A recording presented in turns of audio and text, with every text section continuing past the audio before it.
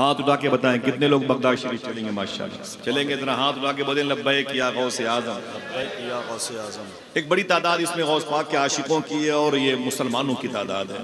मेरे कुछ गैर मुस्लिम भाई ना कलंदर कलंदर कलंदर चल रहा, बस हम चलेंगे बाद में, हमको बोल ले दो, उसके बाद हम तुम साथ ही में रहेंगे। कैस सहरा में अकेला है मुझे जाने दो, खूब गुजरेगी जो मिल बैठेंगे दीवाने दो।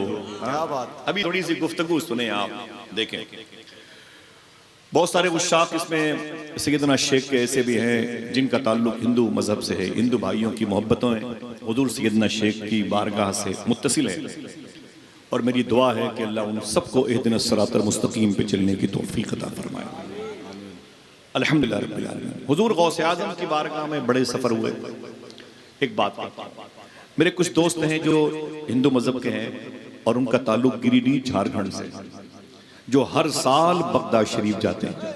क्या बात, काश आप सुभान अल्लाह कह देते। सुभान अल्लाह सुभान अल्लाह। नहीं कहने आता तो किसी को कहते हुए देख करके सुभान अल्लाह कह देते। सुभान अल्लाह सुभान अल्लाह। वो हर साल बगदाद शरीफ जाते हैं। विजय सिंह वगैरह मेरे बड़े खास दोस्त हैं। जब वो बगदाद शरीफ गए सैयदना शेख की बारगाह में, तो मैंने उनसे पूछा कि विजय भाई आप एक नॉन मुस्लिम हैं और ये मेरे शेख का रोज़ा है, इसमें जो इको है भाईजान इसको बंद कर दीजिएगा, इको इसका बिल्कुल बंद कर दीजिएगा, आवाज़ थोड़ी सी बढ़ा दीजिएगा, आवाज़ थोड़ी सी बढ़ा दीजिएगा और बढ़ाएं आवाज़, और इसी कैंपस तक आवाज़ रखिएगा, ज़्यादा बढ़ा के नहीं रखिएगा। हुजूर गौस पाक के शहजादे हैं सैयद शबाहत मियां साहब, वो अपनी तकरीर में फरमाते हैं कि मदीने शरीफ में सरकार सिद्दीक़ अकबर रज़ियल्लाहु तआला अन्हु रातों को जब चलते थे तो नंगे पाँव चलते थे। तो उनसे उमर फारूक आज़म ने पूछा कि मेरे भाई रातों को मदीने शरीफ में नंगे पाँव क्यों चलते हैं? तो आपने फरमाया था कि मैं इसलिए चप्पल और जूते नहीं पहनता कि मेरे चप्पल और जूते की खट खट की आवाज़ से किसी गरीब की नींद में खलल न पैदा हो जाए। क्या बात, क्या ये उसूल आपको किसने बता दिया? तो रोक के फरमाया ये उसूल मुझे आमीना के लाल ने। सुभान अल्लाह सुभान अल्लाह। जो सोते हुए बच्चों की दिल आज़ारी न होने दे, उस पर नाजिल होने वाली किताब को ही तो सलामती वाली किताब कहा जाएगा, उसके मानने वालों को मुसलमान कहा जाएगा, उस मुबारक दीन को दीन इस्लाम शांति वाला दीन कहा जाएगा। मेरा टॉपिक ये नहीं है, वरना बताता कि इस्लाम किसे कहते हैं। आज मैं हुजूर गौस पाक के जिक्र में गलता हूँ और दुआ करो कि इस महफिल में बैठने वाले लोगों को जल्द हुजूर गौस पाक की बारगाह की हाज़िरी का शरफ हो जाए। आमीन आमीन आमीन। मैं उसी से दोस्ती करता हूँ जो या तो बगदाद जा चुका होता है या बगदाद शरीफ जाने का इरादा करता है। सुभान अल्लाह सुभान अल्लाह। मेरी दोस्ती उन्हीं से होती है, समझे, और इसी नीयत से मैं आपके कदमों के नीचे बैठा हूँ। वो विजय भाई बैठे थे हुजूर गौस पाक की बारगाह में, तो मैंने कहा विजय भाई मेरे बड़े भाई जैसे थे, मैंने कहा आप नॉन मुस्लिम हो, ये मेरे शेख का रोज़ा है और गौस पाक की बारगाह जो सुल्तानुर रिजाल है, सुल्तानुल औलिया हैं, सुल्तानुल अक्ताब हैं, कुतुबुल इंस वल जिन्न हैं, बड़ी शान के मालिक हैं। ये बताएं कि हुजूर गौस पाक की बारगाह में आपको जब आए तो कैसा लगा? मैंने पूछा हुजूर गौस पाक की बारगाह में आपको कैसा लगा? तो बोले आसिफ भाई मैं क्या बताऊं, मैं तो गौस पाक की जाली पकड़ के मैंने यही जुमला कहा। देखना कितने लोग सुभान अल्लाह कहते हैं। विजय सिंह बोलते हैं आसिफ भाई मैंने गौस पाक की जाली पकड़ी और यही कहा, या शेख अब्दुल कादिर जिलानी मैं हिंदू मज़हब का हूँ और आप मुसलमानों के जमात के औलिया के सरदार हैं। मुझे नहीं मालूम मैं क्यों पैदा हुआ, लेकिन जब से मैंने आपके रोज़े की जाली देखी है दिल से यही आवाज़ आ रही है, बस आप ही को देखने के लिए पैदा हुआ। सुभान अल्लाह सुभान अल्लाह। जिंदाबाद जिंदाबाद। आप ही को देखने के लिए पैदा हुआ था। अजीब बात, जब मैंने ये सुना और फिर एक तरफ अपोजिशन जमात सल्फियों की, वहाबिया दयाबना की, सूफिया के गुम्बदो नजरो नियाज के मुनकरीन की जमात देखी और गौस आज़म के तसर्रुफात का इनकार करते हुए देखा ना, तो फिर मुझे 100 साल पहले की याद आया आला हजरत। फिर मैंने खाका बनाया, हिंदू मजहब के लोगों के दिलों में गौस पाक की मोहब्बत देखी, सूफिया के करीब आकर के गौस पाक की मोहब्बत में वो गर्क हुए, अपनी ज़ात को मुदगम किया। और एक वो जमात थी जिसकी पेशानी पर सजदों का निशान था, गौस पाक की मोहब्बतों से दूर थी। और तो याद आए मुझे आला हजरत, गालिबन 100-125 साल पहले का दौर रहा होगा, गली सौदागरान की रही होगी, बेटा नकी अली खां का रहा होगा, पोता रजा अली खां का रहा होगा, सुभान अल्लाह सुभान अल्लाह। जात इमाम अहमद रजा खान की रही होगी, गौस आजम की मोहब्बत की हवा चली होगी, डायरी लेके बैठे रहे होंगे, कलम उठा के मनकबत लिखना शुरू किया होगा और ये कहा होगा तलब का मुंह तो किस काबिल है या गौस, मगर तेरा करम कामिल है या गौस, अजूमन कातिलन इंदल किताली, मदद को आ दमे बिस्मिल है या गौस। हुजूर गौस पाक की मनकबत लिखते चले जा रहे होंगे, बात फ्यूचर की हो रही है। ऐसा हो रहा होगा, मचल रहे होंगे, गौस पाक की तसर्रुफात के बादलों में डूब रहे होंगे। अचानक फिर इमाम अहमद रज़ा खान फाजिल बरेलवी को हिंदू मजहब के लोगों के दिलों में गौस आजम की मोहब्बत का चिराग रोशन दिखाई दिया होगा। अपोजिशन में सल्फिया वहाबिया के दिलों में गौस आजम की हसद और जलन का चिराग दिखाई दिया होगा। तो फिर आला हजरत ने कलम को डायरी पे रखा होगा, डायरी को बंद किया होगा, दाहिने हाथ को पेशानी पर मारा होगा और कहा होगा, दत तेरी की सितम कोरी वहाबी राफिजी की कि हिंदू तक तेरा कायल है या गौस। सितम कोरी वहाबी राफिजी की जिंदाबाद जिंदाबाद कि हिंदू तक तेरा कायल है या। क्या बात, क्या ये दरबारे गौसियत माब है। तो चलेंगे इंशाअल्लाह, हाँ दुआ के बोले चलेंगे। हाँ भाई है जमीन पर तो गौस पाक का दरबार भी देख ले, फिर जाके बोलोगे यार ये क्या शान है। मैंने सूफी सुल्तान मियाँ को सैयदना शेख के दरबार की वीडियो की ज़ियारत कराई, वीडियो से, और मीनार की और दरो दीवार की। तो मुझसे एक जुमला कहते हैं कि सैफी, मैंने कहा जी हुजूर, कहते हैं तुम्हें नहीं पता कि इन मीनारों की अजमत क्या है। वाह, तुम्हें नहीं पता इन मीनारों की अजमत क्या है। मैंने कहा हुजूर नहीं पता। तो कहते हैं कि न जाने कितने लोगों को इन मीनारों की ज़ियारत की वजह से अल्लाह ने विलायतें अता फरमा दी हैं। समझ रहे हैं आप, ये सैयदना शेख के दरबार से इत्तिसाल का शरफ पाने वाले कुब्बो मीनार का आलम है। अल्लाह तबारक व तआला के हबीब पर नाजिल होने वाली किताब में या अय्युहल्लज़ीना आमनू तक़ुल्लाह वकूनू मास सादिकीन का इशारा, और वकूनू मास सादिकीन सच्चों के साथ हो जाओ। इशारा जाहिर हो गया कि 900 साल से लेके अब तक, अब से लेके इमाम मेहंदी तक जो सच्चों का सरदार है उसे शेख अब्दुल कादिर जिलानी कहा जाता है। उसे शेख अब्दुल कादिर जिलानी कहा जाता है। जरा हाथ उठा के बोले लब्बैक या गौसे आजम, या गौसे आज़म, ऊंची बोले लब्बैक या गौसे आजम। तो चलेंगे बगदाद शरीफ इंशाअल्लाह। इंशाअल्लाह जितनी जल्दी बोलेंगे तो उतनी जल्दी चलेंगे भी इंशाअल्लाह, वरना एयरपोर्ट से ही वापस हो जाएंगे। हाँ हकीकत बात है। गौस पाक की बारगाह में मुअद्दब हाज़िरी होगी। सुने सैयदना शेख की बारगाह की थोड़ी सी बातें, ज़्यादा नहीं, बड़े बड़े लोग तशरीफ़ लाए हैं, और फिर तुफ़ैल वो मोहतरम ज़ियाज़दानी जैसे लोग, और फिर हिंदुस्तान का शोर आफाक ले जा मोहतरम भाई असद इकबाल जैसे लोग हों। और तो चंदा ज़रूरत नहीं है देर तक माइक पे ठहरने की, थोड़ी सी बात सुने हुज़ूर गौस पाक की। कुरान कहता है तुम सच्चों के साथ हो जाओ। हमारी जमात सच्चों की जमात है। हमारी जमात किस बयानी का जो एक अलम बुलंद करती है उसके साए से अपने आप को बचाती है। सिद्क़ बयानी ये हमारी जमात की निशानी है। आक़ा करीम सल्लल्लाहु अलैहि वसल्लम के इस लाडले बेटे शेख अब्दुल कादिर जिलानी की शान कद्र मंजिलत क्या है। ये ज़मीन हिंदुस्तान के बादशाह गरीब नवाज़ की है। उनके एक बेटे हैं जिनको ख्वाजा बख्तियार काकी कहा जाता है। उनके पोते हैं जिनको बाबा फरीद गंज शकर कहा जाता है।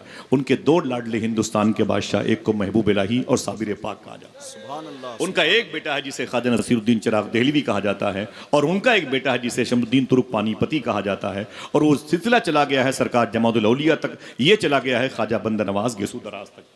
ठीक है, बात मुकम्मल हो गई, बात आगे बढ़ेगी। तवज्जो तवज्जो भाई भाई भाई, इधर देखें, इधर देखें। अल्हम्दुलिल्लाह रब्बिल आलमीन। हुजूर गौसे आजम सैयदना शेख के बारे में एक बात करता हूं मैं, ये कलियर का फैज़ान भी मौजूद है। भाई भाई भाई इधर देखें, भाईजान इधर चलना है, नहीं बगदाद शरीफ चलना है इंशाअल्लाह। हाथ उठा के बोले इंशाअल्लाह। ठीक है, इधर तवज्जो रखें आप। सैयदना शेख की शान क्या है, हुजूर गौसे आजम की ज़ात किस ज़ात की शबी लिए हुए है, किसकी तस्वीर बनकर हुजूर गौसे आजम पैदा हुए हैं। सुनिए, किताब का नाम है दास्तान साबिर पाक। बहुत अच्छे। किताब मेरे घर पे रखी हुई है। सैयदना शाह मोहब्बतों के इमाम कलियर शरीफ के सुल्तान के दरबार से किताब मैंने खरीदी और किताब मेरे पास रखी हुई है। सुनना बड़े गौर से, सैयदना शेख की ज़ात मुबारका और कलियर शरीफ के बुजुर्गों की सूफिया की अंजुमन सजी हुई है। बहुत सुनना, तवज्जो रखना भाई, तवज्जो रखना जी। बहुत शुस्ता लहजे की बात करता हूँ और आप हजरात की बेहंगम आवाज़ें कहीं से ना आने पाए। सरकार इमाम जाफ़र सादिक का उसमें कौल नज़र आता है। उस किताब में आप फरमाते हैं कि मैंने एक मरतबे अपनी ज़िंदगी में ख्वाब देखा। इमाम जाफ़र सादिक का नाम तो सुना होगा आपने, बोले ये कौन है? इमाम बाकिर के बेटे हैं। इमाम बाकिर कौन है? इमाम ज़ैनुल आबदीन के बेटे हैं। इमाम ज़ैनुल आबदीन कौन है? ये इमाम हुसैन के बेटे हैं। इमाम हुसैन कौन है? इमाम हसन के भाई हैं। इमाम हसन कौन है? मौला अली के बेटे हैं। मौला अली कौन है? मखदूमा फातिमा के शौहर है। और मखदूमा फातिमा कौन है? रसूलों के सरदार की बेटी है। सुभान अल्लाह, सुभान अल्लाह, सुभान अल्लाह। सरकार इमाम जाफर सादिक रजब के महीने में हमारे यहाँ कूंडे की नियाज जिनके नाम से होती है, वो सरकार इमाम जाफर सादिक का इसमें एक बयानिया शाया हुआ है। हयात साबिर पाक में आप फरमाते हैं, मैं एक दिन अपनी हयात मुबारका में सो रहा था, मैंने अचानक एक ख्वाब देखा। दास्तान साबिर पाक में ये वाक़या मरकूम है। आप फरमाते हैं मैंने एक ख्वाब देखा। ख्वाब क्या देखा कि आक़ा करीम सल्लल्लाहु अलैहि वसल्लम मेरे जद्द करीम तशरीफ़ फरमा है और उनके सामने हुजूर की लाडली बेटी, हुजूर का अक्स, हुजूर का कौल, हुजूर का इनकार, हुजूर का इकरार, हुजूर की शबाहत नूर, बज़अतो मिन्नी की हकदार मखदूम कायनात मखदूमा फातिमतुज़ ज़हरा रज़ी अल्लाह तआला अन्हा तशरीफ़ फरमाए। सुभान अल्लाह, वो तशरीफ़ फरमाए सुभान अल्लाह। और सारे अहले बैत घर वाले बैठे हुए हैं हुजूर की बारगाह में। हुजूर की शहजादियाँ, हुजूर की अज़वाज जो मेरी माएँ हैं, आप सब की माएँ हैं, वो तशरीफ़ फरमा है और सब यकसानियत के साथ बैठे हैं, बड़ी खामोशी के साथ बैठे हैं। ऐसा लग रहा है कि मान ये मजलिस करबला के बाद इनकाद पजीर हुई है। इमाम जाफर सादिक फरमाते हैं, ऐसा महसूस हो रहा था कि ये महफिल करबला के बाद इनकाद पजीर है। मैं भी किनारे पर बैठा हुआ था। अल्लामा गौर साहब को देखें, वाह वाह, सूफी साहब उसी में देखें।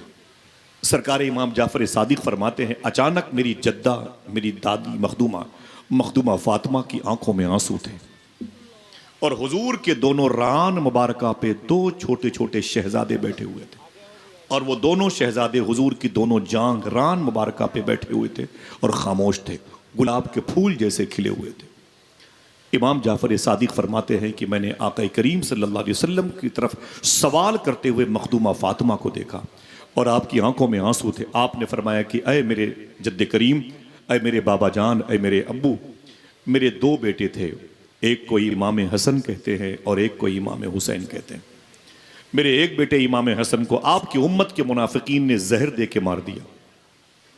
मेरे एक बेटे को जिसको इमाम हुसैन कहते हैं, आपकी उम्मत के मुनाफिकीन ने मैदान करबला में बड़ी बेदर्दी के साथ भूखा और प्यासा रख के शहीद किया है, उन्हें दौड़ा दौड़ा के शहीद किया। अम्मी जान फरमाती हैं कि आका करीम की आंखों में आंसू। इमाम जाफर सादिक फरमाते कि मैंने देखा तो हुजूर की आंखों से आंसू निकल रहे थे और मखदूमा फातिमा भी रो रही थी, आका करीम भी खामोश थे। थोड़ी देर के बाद मखदूमा कायनात ने फरमाया कि अय मेरे बाबा जान, मेरा सवाल है आपसे। मेरे आका फरमाते, मेरी बेटी क्या तू मुझसे पूछती है? तो मखदूमा फातिमा फरमाती, बाबा जान, मेरे दोनों बेटों को शहीद कर दिया आपकी उम्मत के मुनाफिकीन ने। और औरतें हैं जो जमीन पर अपने बच्चों को चलते हुए देखना चाहती हैं, और औलादें हैं अपने बेटे को मुस्कुराते हुए देखना चाहती हैं। नौजायदा बच्चों को उनकी माएं घुटनों के बल चलते हुए देखना चाहती हैं, दौड़ते हुए जमीन पर देखना चाहती हैं। आका, मैं भी अपने बच्चों को अपनी निगाहों के सामने मुस्कुराते हुए देखना चाहती हूँ, लेकिन अफसोस कि मेरे बच्चों को शहीद कर दिया गया। मदीने में जहर दिया गया इमाम हसन को और करबला में शहीद किया गया इमाम हुसैन को। आका, जब मुझे मेरे बेटों की याद आती है तो मेरे कलेजे शक हो जाते हैं। मैं भी जमीन पर एक माँ की हैसियत से अपने बेटों के वजूद को दौड़ते हुए देखना चाहती हूँ। अल्लाह के रसूल की आंखों में आंसू थे, हुजूर रो रहे थे। थोड़ी देर के बाद इमाम जाफर सादिक फरमाते, हुजूर ने कोई जवाब नहीं दिया, माहौल पर सन्नाटा था। मैंने गौर करके देखा तो हुजूर की दोनों रान पर दो फूल जैसे बच्चे बैठे हुए थे। मैंने कहा, सरकार मुझे माफ कर दें, एक सवाल मेरा है। फरमाया, क्या है सादिक? मैंने कहा, मेरी दादी का जो सवाल है अभी जवाब मांगता है, अभी जवाब आपने दिया नहीं दादा जान, मेरा एक सवाल अलग से है। तो हुजूर फरमाते हैं, बोल सादिक, तेरा सवाल क्या है? बोले, आका करीम, ये दोनों रान पर जो फूल जैसे बच्चे बैठे हैं, ये कौन है? साहिबो किताब का नाम लिख लीजिएगा, क्या बात, दास्तान साबिर पाक। वाह वाह वाह। ये दोनों फूल जैसे बच्चे बैठे हैं, ये कौन है? अल्लाह के रसूल सल्लल्लाहु अलैहि वसल्लम की आंखें अश्कबार हुई तो आंसू हुजूर की रेश मुबारक तक आए। तो हुजूर ने क्या फरमाया कि अय मेरे बेटे सादिक, तूने पूछा है इन फूल जैसे बच्चों के बारे में, ये कौन है? तो मैं बताऊं, कि जो मेरे बाएं रान पर बैठा हुआ है, जब जमीन पर आएगा ना, बेटा ऐसा करो, ये कुर्सी ले लो, मैं आ जाऊं, ठीक है? वाह एक कुर्सी पर और ले लो, बैठ जाओ, बैठ जाओ, दूसरी कुर्सी पर बैठो। सैयद साहब के कदमों के साए में रहते हो, बड़े खुश नसीब हो माशाअल्लाह। बहुत उम्दा बयान हजरत। वो कुर्सी दीजिए, वो वाह, कुर्सी वाह। दीजिए, वरना फिर डिस्टर्ब करेंगे आप। उधर लाइए, दिक्कत अंगेजी है। उम्र गुजर मैं बैठे बैठे आराम से बैठो, हुजूर का जिक्र है, आराम से सुनो बेटा, सुनो माशाअल्लाह। मुबारक लोग हैं, मुबारक फरमाए। अल्लाह आप सबको करबला जाके गौस पाक की बारगाह में जाके बड़े पीर की बातें करने की तौफीक अता फरमाए। आमीन आमीन आमीन। किसकी बातें हो रही हैं, सुनेंगे तो कलेजे बाहर आ जाएंगे। बहुत अच्छे। माफ़ी चाहता हूँ, दिलों में आग लगी हुई, पूरी दुनिया में इस वक्त भूख और प्यास का गलबा है।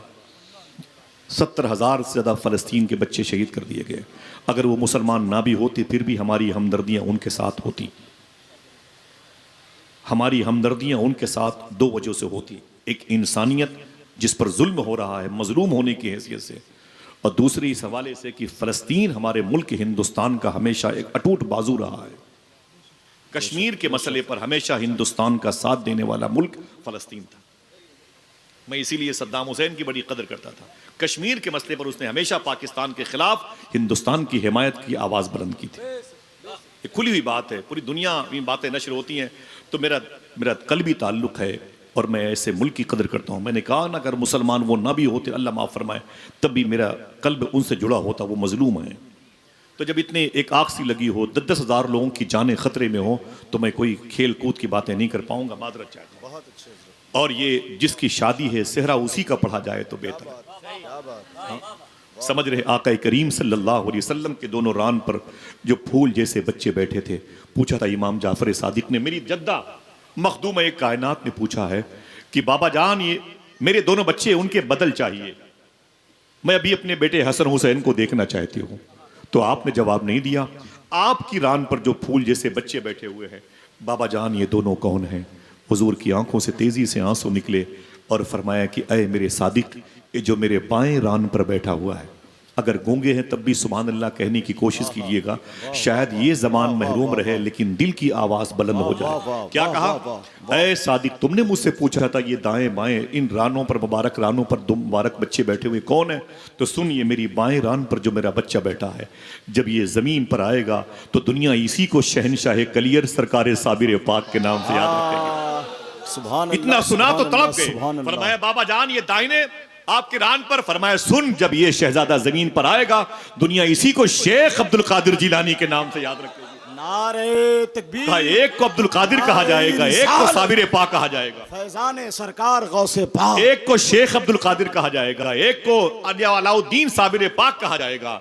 और सुन मेरे सादिक, मेरी बेटी ने जो सवाल किए हैं उसका जवाब यही दोनों है। वाह वाह वाह। मेरी बेटी का सवाल था, मेरी बेटी का ये कहना था कि मुझे हसन हुसैन का बदल चाहिए, सुभान अल्लाह, मुझे हसन हुसैन की शबी चाहिए, मुझे हसन हुसैन की।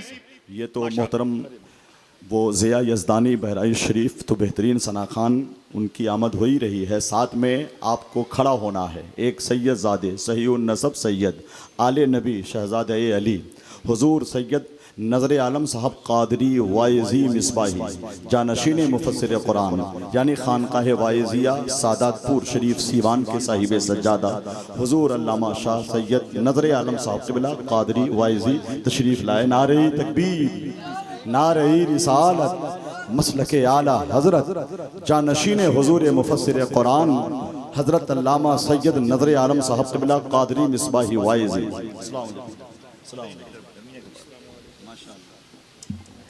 बैठे मखदूम ग्रामी हुजूर सैयद असगर मस्तान शाह साहब क़िबला ने कैसे कैसे जवाहर पारे मखदूम कायनात के शहजादों की सूरत में जमा कर लिए हैं। मुबारक हो माशाअल्लाह।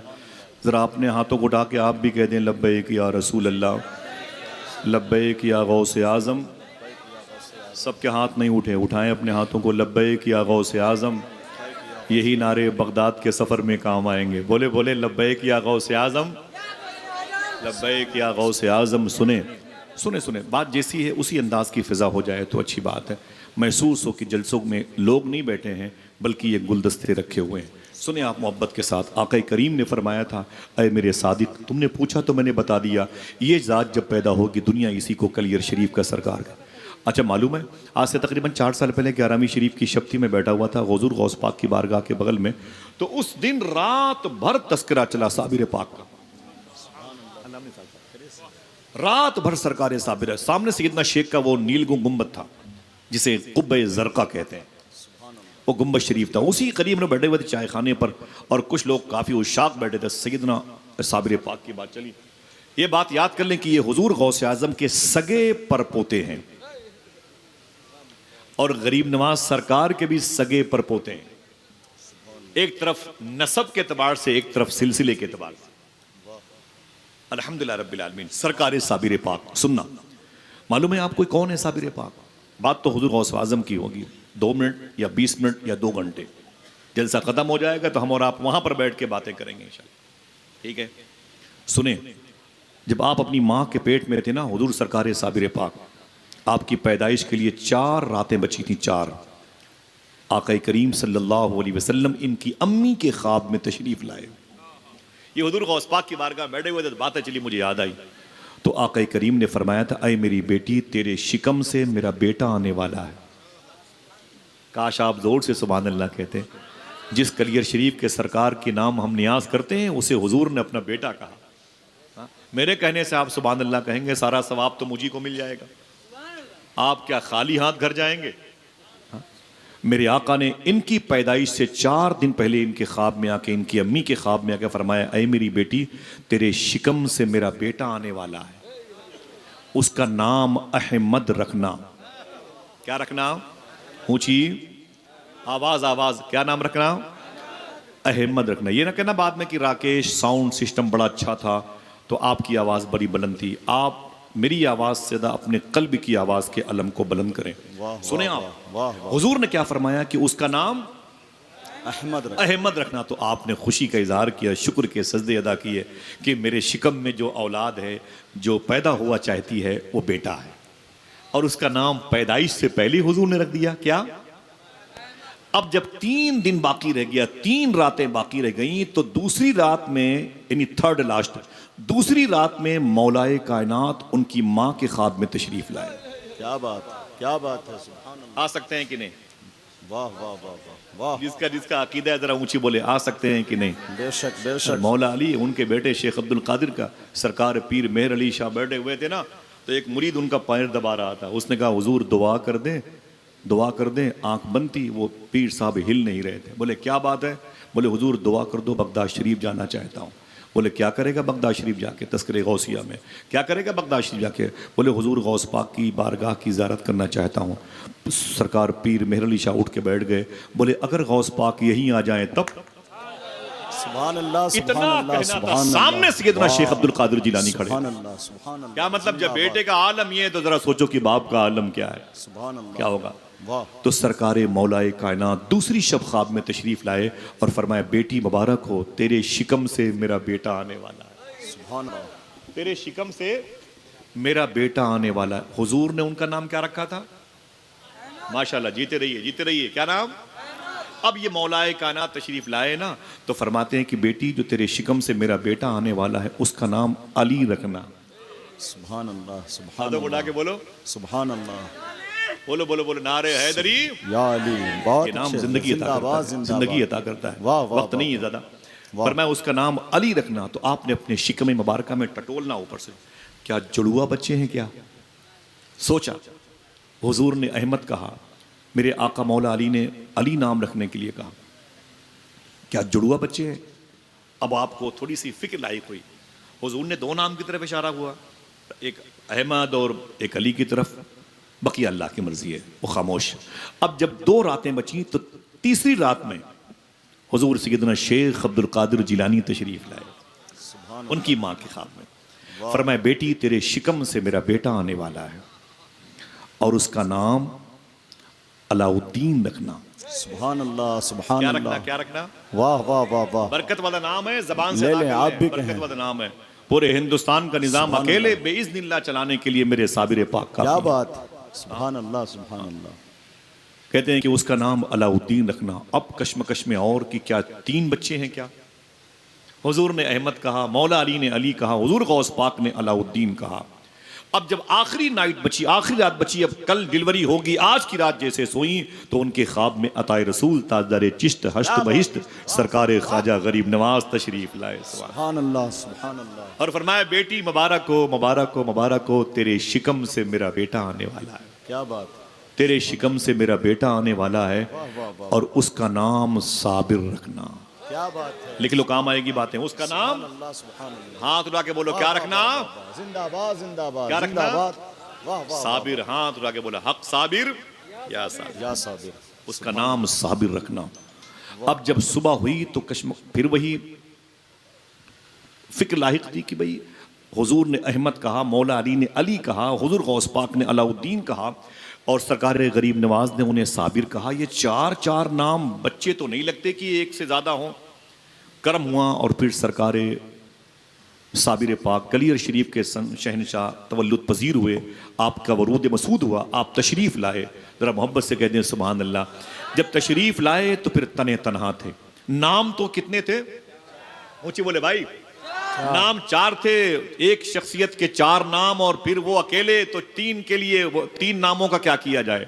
अब सरकार साबिर पाक को अपनी गोद में लेके आपकी अम्मी जान कहती हैं कि मेरे मौला, आया तो मेरा एक ही बेटा है और नाम इसके चार है, तो आवाज आई वो चारों नाम मेरे इस साबिर को दे दिया जाए। अलाउद्दीन अली अहमद साबिर पाक। वाह वाह वाह वाह। अलाउद्दीन अली अहमद साबिर पाक। अल्लाह अल्लाह। मेरे आका हुजूर मुफ्ती आदम फरमाते हैं, कैसे काटूं रतियां साबिर, तारे गिनत हूं सैयां साबिर। जब साबिर पाक को देखा तो कहने लगे, बात की मुलाकात की, देखा तो कहने लगे, तोरी सुरतियां प्यारी प्यारी, वाह वाह वाह। अच्छी अच्छी बतियां साबिर। जब उनके मर्तबे को देखा तो खुद नीचे हुजूर मुफ्ती आदम, और मर्तबे को देखा तो कहते हैं, छतियां लगन को कैसे कहूं मैं, तुम हो ऊंची अटरियां साबिर। ये मेरे आका सरकार साबिर पाक की अजीम शान ज़ाहिरी मरातिब का आलम है। हिंदुस्तान के बादशाह हैं, उनके दरबार में जल्द हाजिरी का शरफ मिल जाए, दुआ करें इंशाअल्लाह। इंशाअल्लाह, दिल से बोले इंशाअल्लाह। इनके सगे परदादा का नाम है शेख अब्दुल कादिर जिलानी, जिनके नाम की ये महफिल मुबारक है। हुजूर गौसे आज़म सैयदना शेख यूँ तो पैदा हुए जीलान की ज़मीन पर। जीलान कहाँ है? ये रिश्ते एक एयरपोर्ट है छोटा सा। अब तो उसे छोटा कहना भी अपने छोटे होने की निशानी है। वो वहाँ की सारी चीज़ें बड़ी हो गई हैं।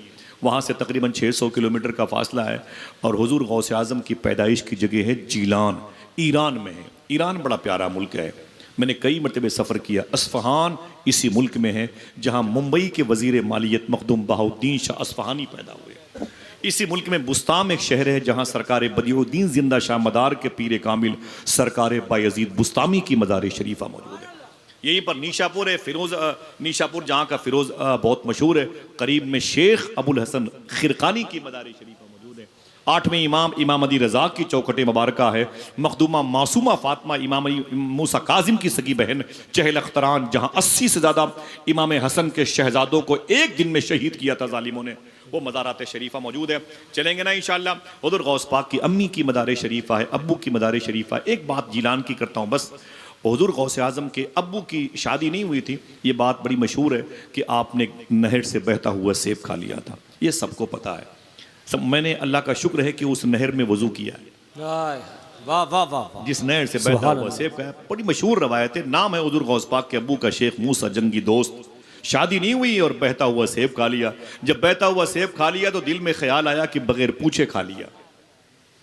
मुसलमानों, अगर चाहते हो कि अहले बैत की मोहब्बत दिलों में रहे, एक बात, अहले बैत की मोहब्बत दिलों में रहे, पंजतन का इश्क दिलों में रहे, हमारे बुजुर्गों से हमारे रिश्ते, जो रिश्ते कल्बी है, रूही है, बातनी है, वो जुड़ा हुआ रहे, तो सच बोलते रहा करो और हलाल खाते रहा करो इंशाअल्लाह। बोले अगर इन दोनों बाबरकत राहों से अलग हो गए तो नस्लें बुजुर्गों की गुस्ताख पैदा होंगी। हुज़ूर गौसे आज़म के अब्बू ने जब एक बहता हुआ सेब खा लिया तो दिल में ख्याल आया कि सेब तो अपना नहीं था, जिसकी बाग का था उससे मैंने पूछा नहीं और मैंने इसे खा लिया। मादरत तलब कर ले, माफ़ी नामा लेके उसकी बाग के किनारे पर पहुँचे। वो बाग थी शेख अब्दुल्ला सोमई नाम के अजीम बुजुर्ग की, और ये शेख मूसा जंगी दोस्त जो गौस पाक के अब्बू थे, जो शेख अब्दुल्ला जिलानी के बेटे थे, शेख यहिया जाहिद के पोते थे, उन्होंने जाके उस बुजुर्ग से कहा कि मैंने आपकी बाग का बहता हुआ सेब खा लिया है। तो आप मुझे माफ़ कर दें। तो उस बुजुर्ग ने क्या कहा, माफ़ नहीं करूँगा। बोले फिर? बोले 12 साल तक तुम्हें इस बाग में पेड़ों को सींचना होगा, इनकी खिदमत करनी होगी। जल्दी बताएं जुर्म क्या था। अभी डिटेल नहीं जाऊंगा, वरना 2-2.5 घंटे तो बोलता हूं कि गौस पाक के आने से पहले जो गौस पाक के तस्करे हुए हैं, वाह, आने से पहले की बातें करता हूं। जीलान में तो मैं घंटों आपको रखूंगा हुजूर गौस पाक के हवाले से। अल्लाह का शुक्र है मुझे रहना नहीं, बस 2-3 बातें ज़्यादा नहीं सुन लें और इरादा कर लें कि आज ही नियत कर लें कि मुझे बगदाद जाना है, इंशाअल्लाह कह दें। हुजूर गौस पाक के अब्बू ने कहा मुझे माफ़ कर दे, मैंने आपकी नहर से बहता हुआ सेब खाया है। तो शेख अब्दुल्ला सोमई ने कहा नहीं माफ़ करूंगा। बोले कब माफ़ करोगे? बोले 12 साल तक आपको मेरे पेड़ को सींचना होगा, खिदमत करनी होगी। मुझे जल्दी बताएं कि जुर्म बड़ा है कि सज़ा बड़ी है? आवाज़ नहीं आई, बोलते बोलते रहा करो, बोलते रहा करो। जुर्म बड़ा है कि सज़ा बड़ी है? जुर्म क्या था? बहता हुआ सेब, चुराया नहीं था, ठेले से लेके भागे नहीं थे, तोड़ के भागा नहीं था, छीन लिया था, खा लिया था, छीन करके नहीं, वो बहता हुआ जा रहा था और हुजूर गौस पाक के अब्बू ने उसे खा लिया था। अब उसके बदले में 12 साल की पेनल्टी मैंने सूफी सुल्तान मियाँ शाह साहब से पूछा था। हुजूर गौस आज़म के अब्बू का इतना बड़ा जुर्म नहीं था, बल्कि अगर वो सेब ना खाते तो सेब सड़ जाता। और उसके बदले में शेख अब्दुल्ला सोमई जैसे अजीम बुजुर्ग ने गौस पाक के अब्बू पर 12 साल की पेनल्टी लगा दी। पेड़ पौधों को सींचो, फावड़े से ये करो, कुदाल से वो करो, ये करो। 12 साल तक उनकी कमर टूट गई, इतनी खिदमत की। क्यों ऐसा किया? जुर्म बड़ा नहीं है, सज़ा बड़ी है। साहिबो, इस जुमले को याद करना। तो सूफी साहब ने फरमाया था हुजूर गौस पाक के अब्बू जानते थे अगर मैंने खाने पीने में इस कदर एहतियात न किया, जो पहरे होंगे वो भी सुभान अल्लाह कहेंगे। हुजूर गौस आज़म के अब्बू जानते थे कि अगर मैंने खाने पीने में इस कदर एहतियात न किया तो मेरे घर में औलिया का सरदार शेख अब्दुल कादिर जिलानी कैसे पैदा होगा। सुभान अल्लाह, खाने पीने में इस कदर एहतियात न किया तो वादा करो इंशाअल्लाह हर साल मत आया करो बाबा जी के जलसे में। 1 साल आओ और 15 साल इसी बातों पर अमल करते रहो। हर साल नहीं, हर दिन अपने घर में आराम करोगे, जलसों में होने का सवाब मिलता रहेगा। हम जलसों में कोई बहुत भीड़ आती है तो कामयाब होते हैं जलसे ना, ये तो अल्लाह उसके रसूल की नाम की पर इखलास की कोई शमा रोशन होती है तो जलसे कामयाब हो जाते हैं, है कि नहीं। हम अमल के मैदान में जरा सा आ जाए, हमारे अंदर क्या है, हम हराम की तरफ माइल हो गए, हमारे बच्चे रिश्वत और दलाली के पैसों की तरफ आ गए। हाँ, यही वजह है कि हम आज जबानों में तासीर नहीं रखते हैं। सिलसिले चिश्त के एक बुजुर्ग को घसीट लिया गया लाहौर के हाई कोर्ट में, उन पर इल्जाम तक ये हराम खाते हैं। सुने दोस्तों, मुसलमानों को रिश्वत और दलाली के पैसों से, सूद के पैसों से अपने बच्चों को पालने की नौबत आ गई तो फिर जाहिर से बात है कि आने वाली नस्लें हुजूर पर दुरूद कैसे पढ़ेंगी, उनके दिल में अहले बैत की मोहब्बत कैसे होगी। आप उनके सीने पर बैठ करके AK-47 राइफल लगाओ कि अहले बैत के नाम के नारे लगाओ, कैसे लगाएगा भाई, उसका खून पाक नहीं है। हराम खिला के हमने उसे बड़ा किया है। सिलसिले चिश्त के अजीम बुजुर्ग को घसीटा गया लाहौर के हाई कोर्ट में और अंग्रेज मौजूद था 80 साल पहले। उसने कहा आप पर इल्जाम है कि आप हराम खाते हैं। फरमाए कोई बात नहीं। बोले चाहते क्या हो? बोले अपनी सफाई में कुछ कहोगे कि सजा भुगतोगे? उस बुजुर्ग ने कहा था रुक जाओ, मेरे घर में मेरे दरवाजे पर एक घोड़ा बंधा हुआ है, उसे लेके आओ। जब उस घोड़े को लाया गया, कहा इसे कोर्ट में बांध दो। जज ने कहा चाहते क्या हो? कहा किसी ऐसे खेत से चारा काट करके लाओ जिसका मालिक चारा काटने की इजाजत न दे। चोरी से किसी के खेत से घास काट के लाओ तो बताऊं क्या करना है। चोरी से घास काट के लोग लेके आए, फरमाया मेरे घोड़े को दे दो। जैसे घोड़े के सामने वो चोरी से घास ला के रखी गई, घोड़े ने खाने से इनकार कर दिया। कोई हतमी और बड़ा फैसला मत लेना, सिर्फ बैठे रहना, ना कोई नारा लगाना ना कोई हंगामा करना। घोड़े ने चारा खाने से इनकार कर दिया। अपोजिशन ने कहा अचानक ऐसा हो गया। जज ने कहा यह क्या मतलब है? फरमाया कि ये चारा बगैर पूछे हुए लाया गया है। अंग्रेज ने कहा यह मुझे मजाक लगता है। फरमाया अच्छा तो एक काम करो। कहा क्या? अब किसी ऐसे खेत से चारा लाओ जिसका मालिक चारा काटने की इजाजत दे दे। एक साहब गए और चारा काटने वाले की रूप में गए और उससे इजाजत मांगी। उसने कहा काट लो। वो कुछ चारे काट करके घास काट करके लाया और जैसे घोड़े को दिया, घोड़ा खाना शुरू कर दिया। तो जज ने कहा अभी तो नहीं खाया था, अब खा रहा है। दिल कहे तो सुभान अल्लाह कहना। उस बुजुर्ग ने फरमाया था जज साहब आपने मुझ पर हराम का इल्जाम लगाया था, पता चल गया। अरे मैं मेरा घोड़ा भी हराम नहीं खाता। वाह वाह वाह मेरा घोड़ा भी जिंदाबाद, हराम जिंदाबाद। नहीं खाता है। साहिबो वादा करो इंशाल्लाह। अल्लाहु अकबर। या रसूल अल्लाह जिंदाबाद जिंदाबाद। बातें हुजूर गौस पाक की होंगी, लेकिन ये क्या मतलब भाई, अगर हराम नहीं खाऊंगा तो मेरे बच्चे कैसे पलेंगे? ये नारा लगा दिया हमारे सामने, अगर हराम नहीं खाऊंगा तो हमारे बच्चों के स्कूल के बस्तों का वजन कैसे बढ़ेगा? मौलवी साहब अपनी बातें अपने घर पे रखिए, हराम नहीं खाऊंगा तो मेरी बच्चियों की शादी नहीं होगी।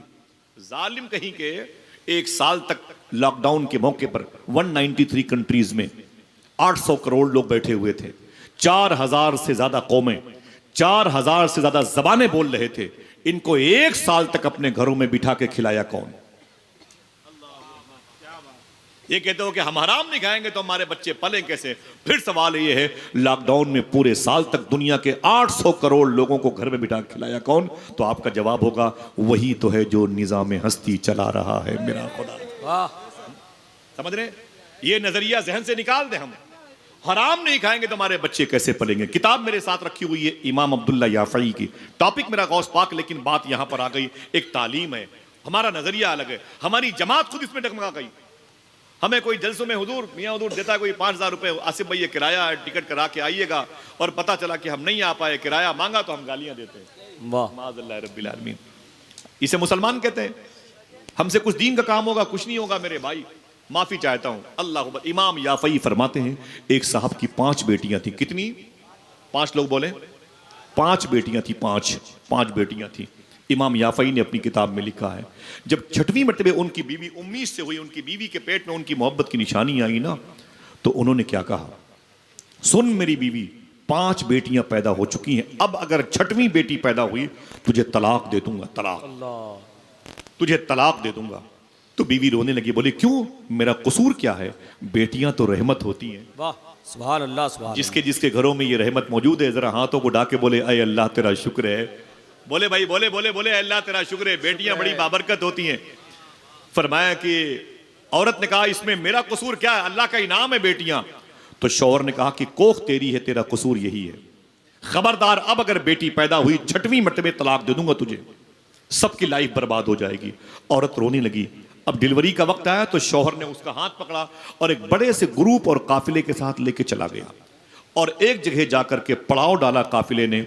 और जैसे ही वो काफिले के तंबू कनात लगाए गए, औरत को एहसास हुआ डिलीवरी का, औरत को एहसास हुआ डिलीवरी का, उसी में देख कि मेरी गोद में जो बच्ची आने वाली है वो शिकम से बाहर आना चाहती है। वाह डर गई, अगर इस खेमे के अंदर मेरे बच्ची को जना या बच्चे को जना और अगर वो लड़की हुई तो मेरा शौहर तलाक दे देगा। उसने एक वॉशरूम के बहाने से लोटे में पानी लिया उस औरत ने, और करीब में एक पहाड़ी थी उस पर चढ़ गई और जा करके उसने उस गुफा के अंदर उसने डिलीवरी की जो सूरत हाल थी उसको जाहिर की। जब उसके पेट से जाहिर हुआ बच्चा तो फिर वो लड़की थी, अल्लाह अल्लाह। ये 6वीं लड़की थी। रोने लगी। ब्लीडिंग की वजह से तकलीफ बहुत होती है। जिन माओं को हमने जूतियों को नोक पे घर पे रखा है, पूछो कभी साइंस उनके बारे में क्या कहती है। ये माएँ जिन्होंने हमें जना है, हमें जनते वक्त हमारी माओं को तकलीफ कितनी हुई है, ये भी जुमला सुन लीजिए। साइंस कहती है कि एक बच्चे की पैदाइश पर एक औरत को इतनी तकलीफ होती है, अगर वो तकलीफ 70 मर्दों को बांट दिया जाए तो ये मर्द मर भी सकते हैं। समझ रहे हैं? इतनी तकलीफ होती है हमारी माओं को, हमारी पैदाइश पे हुई है, मगर भूल गए हम अपनी माँ को। अल्लाह अकबर। आका करीम के दीवानों सुनो, ऐ साहिबो बात सुन ले। वो औरत कहती मैं रोने लगी। मैंने कहा मेरे मौला 5 बच्चियां पहले से हैं, एक फिर पैदा हो गई, तकलीफ बहुत है, मेरे शौहर की वो तल्ख बातें याद आ रही हैं, मैं क्या करूं। जब देर होने लगी तो उस औरत ने क्या कहा, इस बच्ची को लेके अगर मैं नीचे उतरती हूँ, खेमे में जाती हूँ तो मेरा शौहर तलाक दे देगा, और अगर तलाक दे देगा ना तो एक मेरी लाइफ, मेरे शौहर की लाइफ 2, इसकी लाइफ 3 और 5 बच्चियों के लेकर के 8 जिंदगियां बर्बाद हो जाएंगी।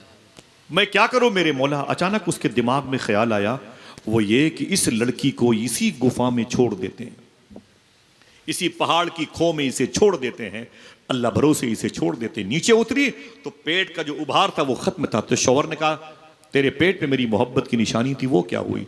तो औरत ने कहा कि वो तो ब्लड बन के खराब हो गई। तो शौहर ने कहा कोई बात नहीं, अगर बेटी होती तलाक दे देता। औरत चुपके चुपके रोती, अपनी तकलीफ को छुपाती रही। काफिला 4 महीने के लिए आगे गया। फिर जब वापस आया 4 महीने के बाद, इमाम अब्दुल्ला याफ़ई अपनी किताब में लिखते हैं, जब काफिला 4 महीने के बाद पलटा ना, तो उसी जगह पर फिर क़याम किया, तंबू कनात लगा दिए गए। और लगाने के बाद औरत ने पर्दे से देखा, वही गुफा नजर आई, वही खो नजर आई जिसमें 4 महीना पहले उसने उस बच्ची को जना था। आंखों में आंसू आ गए, मेरी बच्ची इसी में होगी। किसी जानवर ने उसको खाया होगा तो उसकी हड्डियां पड़ी होंगी, किसी जानवर ने उस पर हमला किया होगा तो उसके जिस्म के खून के छींटे दीवारों पे लगे होंगे। मेरी बच्ची ने अपने पैरों से रगड़ते हुए मौत के आगोश में खुद को रखा होगा तो उसके पैरों के निशान होंगे। फिर उसने वाशरूम का बहाना लिया और उसी पहाड़ी पर रोती हुई जा रही है। देखूं डिलीवरी की जगह, देखूं जचा खाना, देखूं जहां पर मेरे बच्ची की पैदाइश हुई थी। हाय मेरी बच्ची 4 महीने पहले यहाँ छोड़ी गई थी, किसी भेड़िए ने खा लिया होगा, मेरी बच्ची को सांप ने निगल लिया होगा, मेरी बच्ची बड़ी बेदर्दी से वो आखिरी सफ़र पे गई होगी। ये रोते रोते, ये सोचते सोचते जैसे गुफा के दहाने पर पहुंची, सुनना साहिबो, जैसे गुफा के दहाने पर पहुंची, उसने क्या देखा कि अंदर एक हिरनी लेटी हुई है। हिरनी लेटी हुई है और मेरी 4 महीने की बच्ची मिट्टी में अटी और पटी हुई, गर्दो गुबार में लिपटी हुई, उसी हिरनी का दूध पी के मुस्कुरा रही है। वाह वाह वाह वाह वाह वाह। जरा कह दो, ऐ अल्लाह तेरा शुक्र है। अल्लाह तेरा शुक्र। कितनी बड़ी शान है उसकी। हम और आप भी माँ के पेट में थे। हाँ, सूफी साहब फरमाते हैं, जब तुम अपनी माँ के पेट में थे, जो समझेगा वो सुभान अल्लाह कहेगा।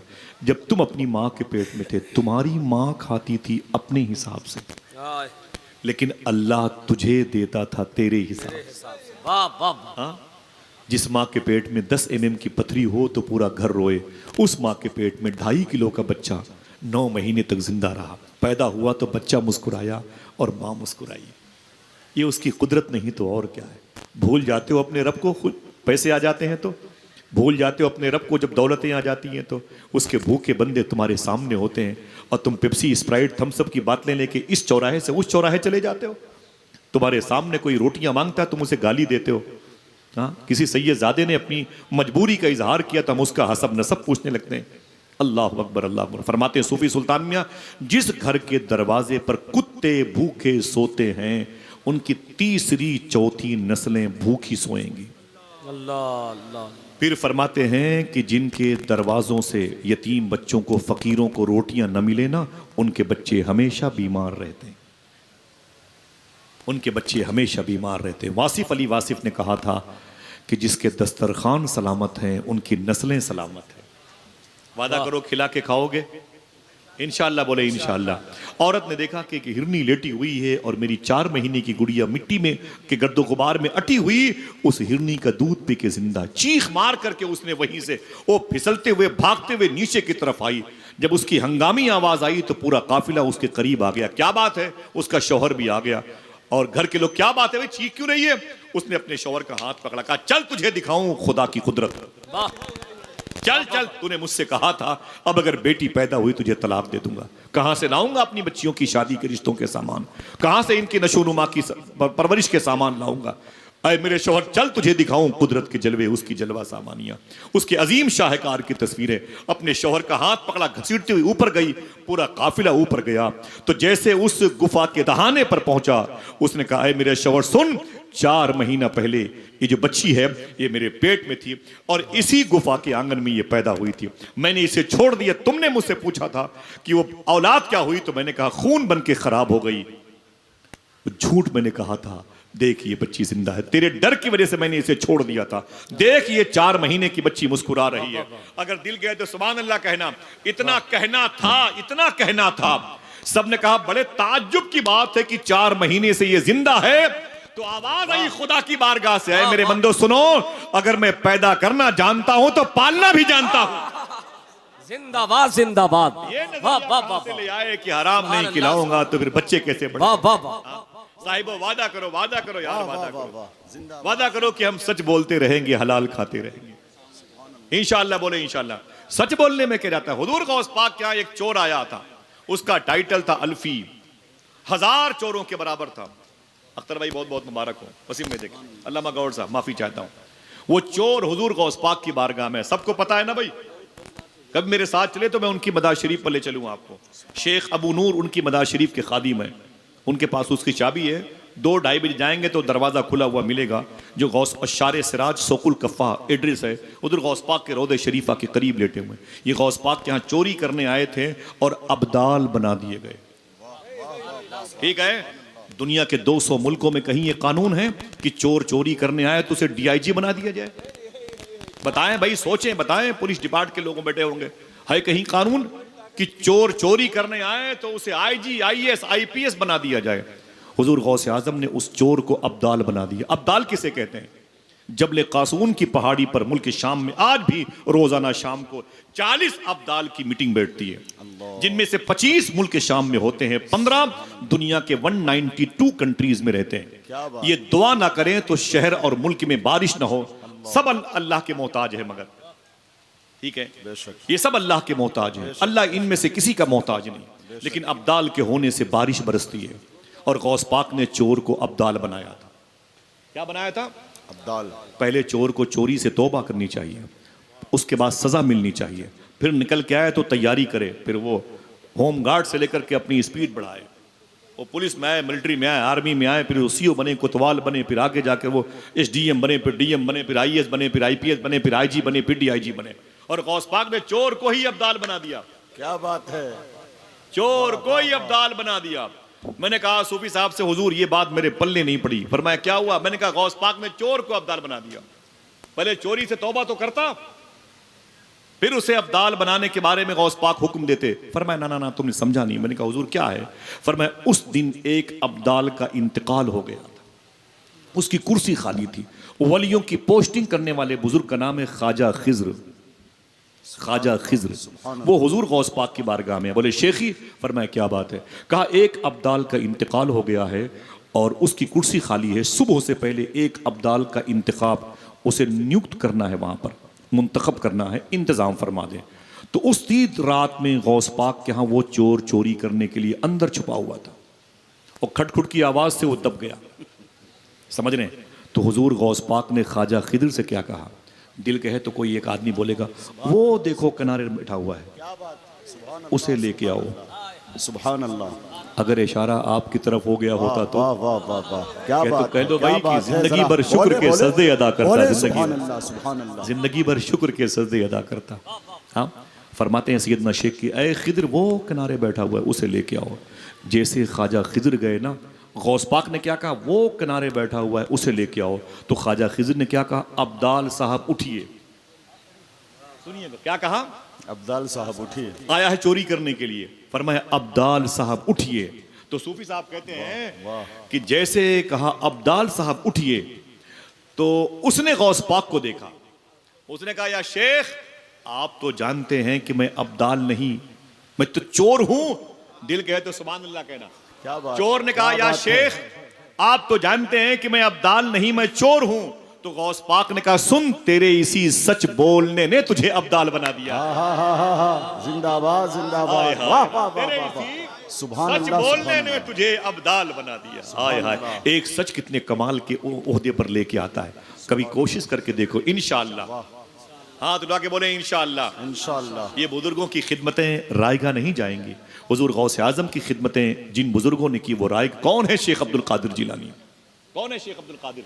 बताऊं आपको एक दो बात, ज्यादा नहीं परेशान करूंगा, लेकिन मैं कोशिश करता हूं, दुआ करता हूं कि चलेंगे ना बगदाद इंशाअल्लाह। बोले इंशाअल्लाह इंशाअल्लाह। हाँ, हुजूर गौस पाक के खलीफा ख्वाजा अबू तलहा बगदादी, उनके खलीफा शेख सूफी असदुल्ला शाह बगदादी फरमाते हैं कि मेरे शेख ने फरमाया कि मुझसे गौस पाक ने फरमाया।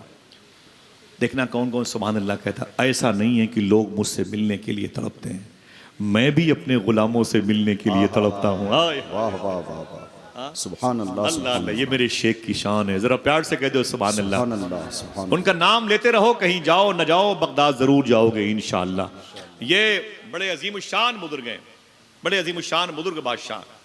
शेख अबुल मुआली कादरी, अबुल मुआली कादरी बड़े टॉप क्लास के बुजुर्ग हैं। इनकी बुजुर्गी का अंदाजा इससे करें, जब दिल्ली में शेख अब्दुल हक मुहद्दिस देहलवी ने सीरत गौसे आजम लिखने का इरादा किया तो पूरे बदन पे लर्जा तारी हो गया। शेख अब्दुल हक मुहद्दिस देहलवी समझ रहे हैं आप, जो 64 मरतबे ख्वाब में हुजूर की ज़ियारत कर चुके थे। वो कहते हैं मेरे बदन में कपकपाहट तारी हो गई जब मैंने शेख अब्दुल कादिर की मनकबत लिखनी शुरू की। मुझे हुक्म हुआ कि अबुल मुआली कादरी की बारगाह में जाओ। मैं पैदल दिल्ली से अबुल मुआली कादरी की चौखट पे गया, उनसे मैंने रुजू किया, उनकी बारगाह में मैंने बिरोया ज़ियारत की और मैंने कहा शेख अब्दुल कादिर से इजाज़त दिलवा दें ताकि मैं हुजूर गौस पाक की शख्सियत पर कुछ सतूर लिखना चाहता हूँ। वो किताब मेरे पास मौजूद है। हुजूर गौस पाक ने आलम अरवाह में उनको इजाज़त दी, तब शेख अब्दुल हक मुहद्दिस देहलवी ने किताब लिखी। वो शेख अबुल मुआली कादरी लाहौरी कहते हैं, मेरा मुरीद मेरे पास आया, उसने कहा हुजूर मुरीद तो हो गया हूँ, कोई वजीफ़ा बताइए। थक गए आप लोग? अरे बोलो भाई, तब तो बताऊं वजीफा, थकावट दूर करने के लिए। फरमाया कोई वजीफा बता दीजिए। तो हुजूर गौस पाक फरमाते, शेख अबुल मुआली कहते हैं एक वजीफा पढ़ा करो। कहा क्या? या शेख अब्दुल कादिर जिलानी शय्यदिल्लाह, या शेख अब्दुल कादिर जिलानी शय्यदिल्लाह। जरा आप भी बोले या शेख अब्दुल कादिर जिलानी। अब मैं चुप हूं आपकी आवाज सुनने के लिए, इकट्ठा बोले जोर से माशाल्लाह। जरा हाथों को उठा के बोले या शेख अब्दुल कादिर जिलानी। मेरा ईमान बताया जो तेरा नाम ले जाकिर है प्यारे, तसव्वुर जो करे शागिल है या गौस। कभी शेर के मफाहिम और मतालीब की तह तक कुचले तो आपको ऐसे इस शेर के दोनों मिसरों के सदफ में ऐसे मोती मिलेंगे जिससे आपके कल्ब की आंखें खीरा हो जाएंगी इंशाअल्लाह। मालूम है क्या कहा मेरे इमाम ने? अल्लाह अकबर अल्लाह। क्या कहा? या शेख अब्दुल कादिर जिलानी, ये पढ़ा करो। शेख अबुल मुआली कादरी का मुरीद महीनों साल पढ़ता रहा। हुजूर गौस पाक ना एक दिन उसके दिमाग में ख्याल आया, एक दिमाग में एक बात आई, क्या इतने दिनों से गौस पाक का नाम लेता हूँ, पता नहीं हुजूर गौस पाक को मेरे नाम लेने की खबर होती है कि नहीं। अच्छा। एक दिन ये ख्याल आया, पता नहीं हुजूर गौस पाक को मेरे नाम लेने की खबर होती है कि नहीं होती है। बस सुनना साहिबो, इतना सोचना था अबुल मुआली कादरी के मुरीद को, पता नहीं मैं इतने दिनों से या गौस पाक या शेख अब्दुल कादिर कहता हूं, मेरे नाम लेने की खबर होती कि नहीं होती। उसी रात जैसे अबुल मुआली कादरी के मुरीद कहते हैं मैं सोया, मेरे ख्वाब में हुजूर गौस पाक तशरीफ लाया। कहाँ हिंदुस्तान, कहाँ बगदाद शरीफ, तकरीबन 2500 किलोमीटर का फासला। अल्लाह अकबर। कि जैसे मैं सोया मेरे ख्वाब में हुजूर गौस पाक तशरीफ लाए, और जब तशरीफ लाए तो मैं कहाँ था बताऊं आपको? मैं एक रेगिस्तान में खड़ा था और हुजूर गौस पाक भी रेगिस्तान में खड़े थे। सामने हुजूर गौस पाक थे। जब मैंने गौस पाक को देखा तो गौस पाक की कदम बोसी के लिए दौड़ा तो हुजूर गौस पाक के हाथ में मुझे एक अमामा शरीफ दिखाई दिया। जब मैंने अपने सर पे हाथ रखा तो मेरे सर पे टोपी भी नहीं थी। हुजूर गौस आज़म ने फरमाया, अय अबुल मुआली कादरी के मुरीद, तूने ये कैसे सोच लिया कि मैं अब्दुल कादिर का नाम लेता हूँ, अब्दुल कादिर को मेरे नाम लेने की खबर होती है कि नहीं होती? दिल कहे तो सुभान अल्लाह कहना। हुजूर गौस पाक फरमाते, सुन अबुल मुआली कादरी के मुरीद, जब तक मैं नहीं चाहता कोई मेरा नाम नहीं ले सकता है। क्या बात है। जब तक मैं नहीं चाहता कोई मेरा नाम नहीं ले सकता। ये कैसे तुमने सोच लिया कि मेरे नाम लेने की खबर होती है कि नहीं होती? सुन, मैं बगदाद में हूं, मुझे इतनी खबर है कि तेरे सर पे टोपी नहीं है। मैं बगदाद में हूं, मुझे इतनी खबर है कि तेरे सर पे टोपी नहीं। यही वजह है कि मैं बगदाद शरीफ से तेरे लिए अमामा शरीफ लाया हूं। जिंदाबाद सूफी साहब फरमाया सैयदना शेख ने, यही वजह है कि मैं बगदाद शरीफ से तेरे लिए अमामा शरीफ लाया हूं। गौस पाक ने एक जोर से फेंका, जैसे फेंका वो कहते हैं मेरी आंख खुल गई। अब जब आंख खुल गई तो ना गौस पाक थे ना अमामा शरीफ था। क्या बात, समझे? ना गौस पाक ना अमामा शरीफ था, लेकिन घर खुशबूदार था, आंखें चमक भी रही थी, महक भी रही थी। सुभान अल्लाह। कहते हैं ख्वाब में सिर्फ मैं था और गौस पाक थे। फिर रिवर्स करता हूं, ख्वाब में सिर्फ मैं था और गौस पाक थे, तीसरा कोई न था। फजर की अजान की आवाज़ आई, मैं नमाज पढ़ने गया और नमाज के बाद सीधे अपने पीर की बारगाह में गया, शेख अबुल मुआली कादरी के पास गया। ख्वाब में मैं था और गौस पाक थे। समझे? जैसे मैं अपने पीर के सामने पहुंचा, दिल कहे तो दो चार लोग बोलेंगे सुभान अल्लाह, अभी नहीं बोलेंगे, बोलेंगे। जैसे मैं अपने पीर के सामने पहुंचा तो मेरे पीर अबुल मुआली कादरी ने फरमाया, मुबारक हो, गौस पाक की ज़ियारत हो गई। आय हाय। मुबारक हो, सैयदना शेख की ज़ियारत हो गई। मैंने कहा हुजूर आपके करम पर मौकूफ था ये सारा मामला। हुजूर गौस पाक ने जलवे दिखा दिए, सुभान अल्लाह। फिर पीर साहब ने क्या कहा, ये बता गौस पाक की ज़ियारत हुई तो गौस पाक ने कुछ अता भी किया कि नहीं, कुछ दिया कि नहीं दिया? बोले हुजूर अरे क्या बताऊं, दे रहे थे अमामा शरीफ, और जैसे यूं किया ना ले अमामा शरीफ, वो मेरी आंख खुल गई। मैं क्या बताऊं, वो ख्वाब में फिर गौस पाक भी नहीं और अमामा शरीफ भी नहीं। तो पीर साहब ने क्या कहा, बहरे हैं तब भी सुभान अल्लाह कहें, नहीं बोलेंगे तो जहां बैठे वहां की जमीनों से आवाज आएगी। अबुल मुआली कादरी के मुरीद ने कहा, मैंने कहा हुजूर वो अमामा शरीफ दे रहे थे, मेरी आंख खुल गई। तो पीर साहब ने कहा, सुन ऐ मेरे मुरीद, जो अमामा शरीफ हुजूर गौस पाक तुझे दे रहे थे वो मुझे दे के गए,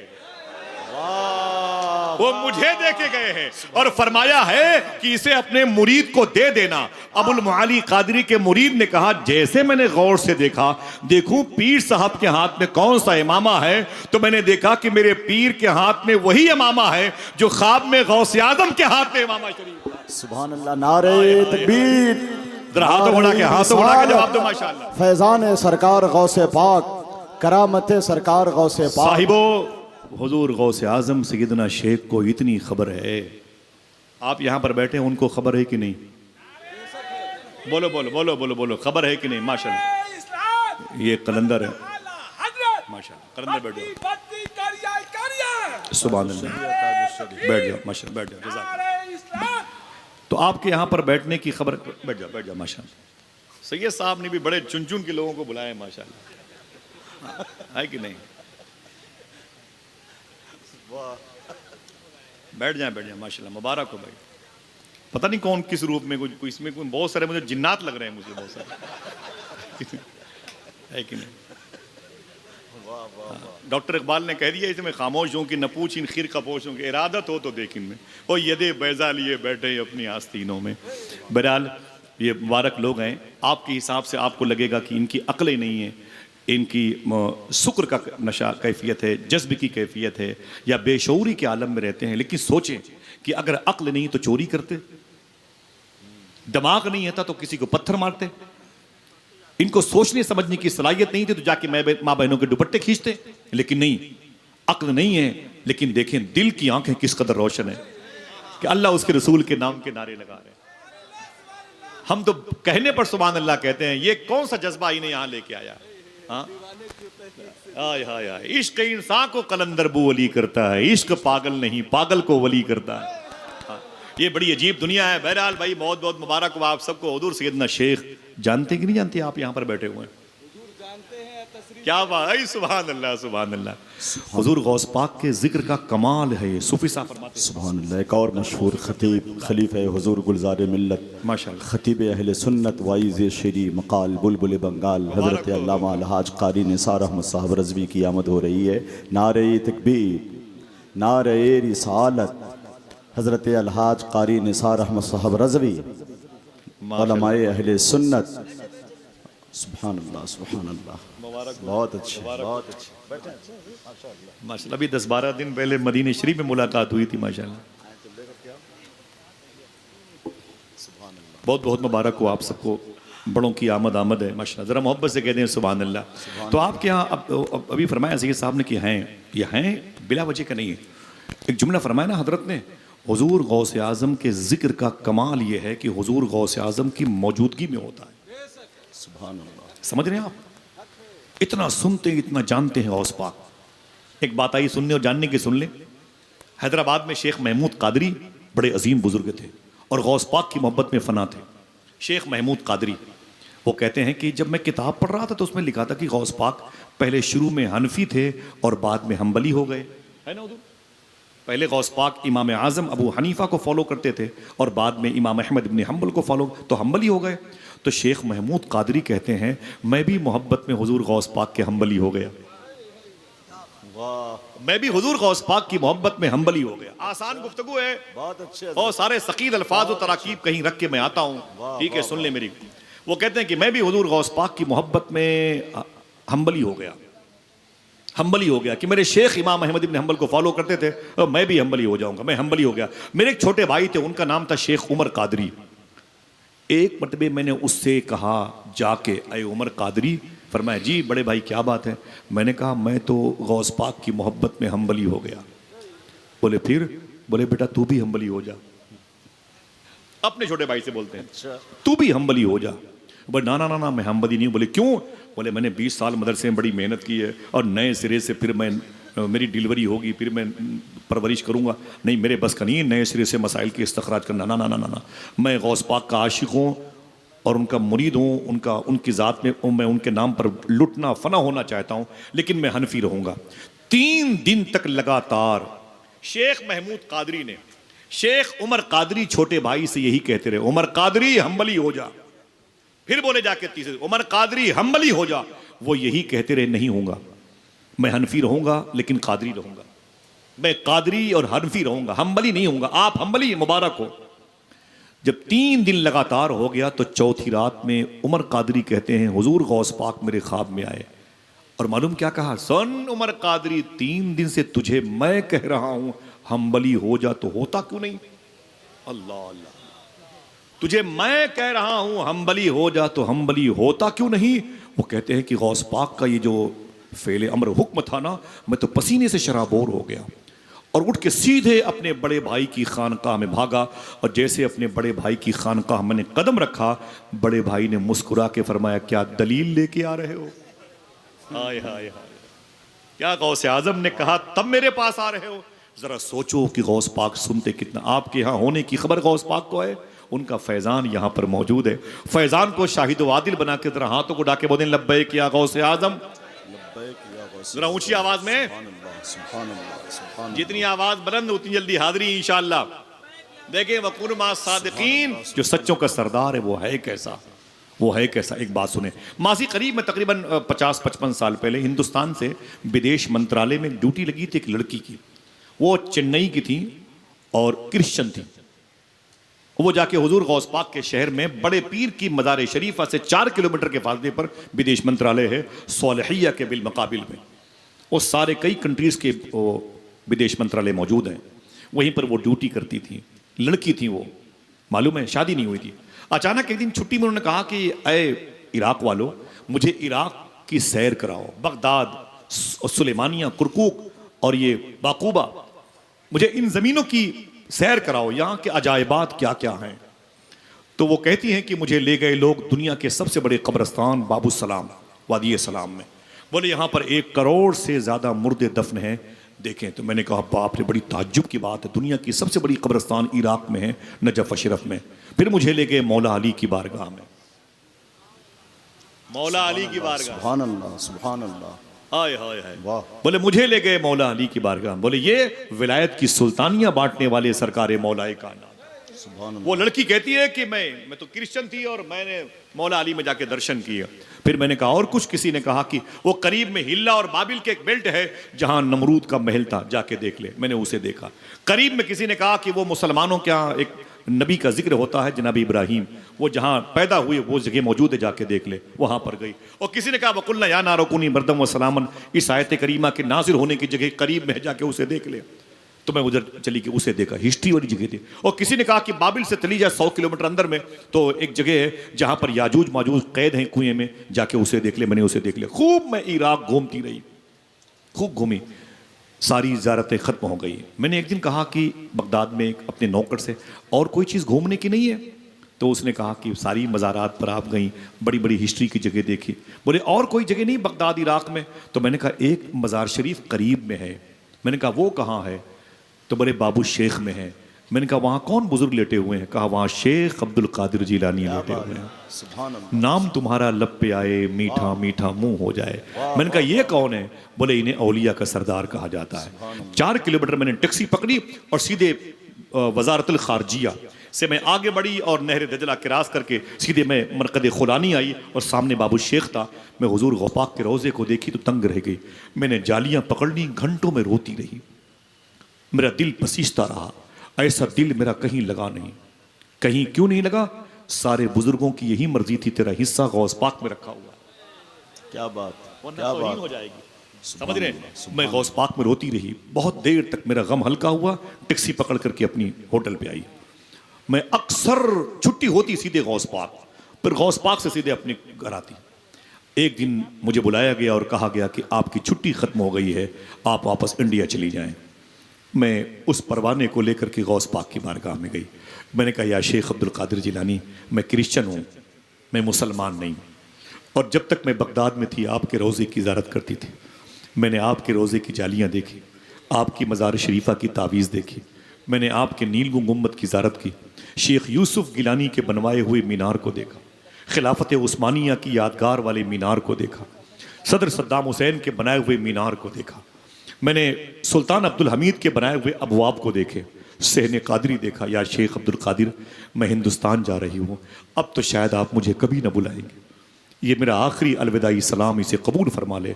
तो वहाँ के खादिम ने फरमाया था, खुदा की कसम, हुजूर गौस पाक की मज़ार शरीफा से आवाज़ आई, क्या मुझे छोड़ के चली जाएगी? इतना सुनना था कि सारे कागजात को फाड़ के फेंक दिया।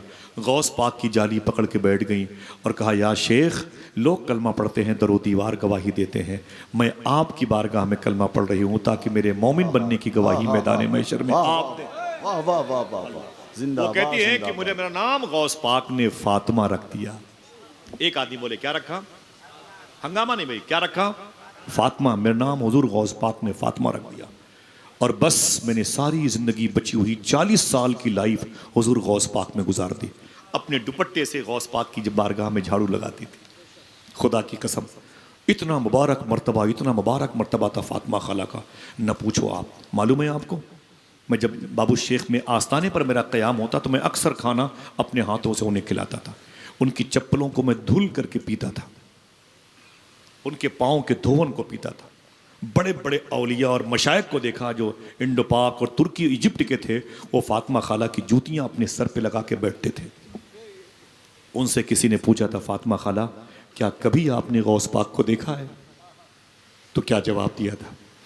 क्या कभी आपने गौस पाक को देखा है? साहिबो, आए हो सैयद साहब की दावत पर आपको मैंने देखा, आपने कुर्सियाँ तरतीब से लगाई, मेरे इन भाइयों ने कुर्सियों को अपने रुमाल से साफ़ किया, मिंबर शरीफ पर चादरें बिछाई, असफिया की जमात का इंतज़ार किया, अहले इल्म के बैठने की मुबारक जगह हमवार की। आप दूर दराज से चल कर के आए, आपके बैठने का इंतज़ाम, ये कारपेट, ये कालीन, ये दिलों का फर्श बिछाया गया। ये ऐसी मेज़बानी के आइन से वाकिफ़ लोग को पता नहीं कि कितने बड़े काम में मसरूफ़ थे। फातिमा खाला अपने दुपट्टे से गौस पाक की बारगाह में झाड़ू लगाती थी। मर्तबा कितना बड़ा मिला।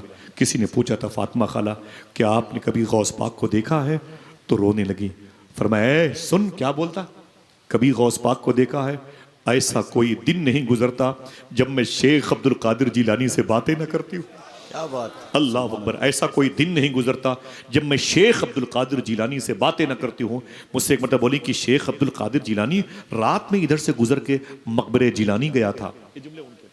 फिर फरमाया था मुझसे कि हुजूर गौस पाक ने फरमाया था कि कसीदे गौसिया पढ़ा करो फजर के बाद या मगरिब बाद, और लोगों से कहा करो कि इसे पढ़ा करे। सुन बेटा, मैं तुझसे कहती हूँ, तू भी पढ़ा कर और लोगों से कहा करो कि इसे पढ़ा करे। एक अमानत थी, मैंने आपको सौंप दी, कसीदे गौसिया की।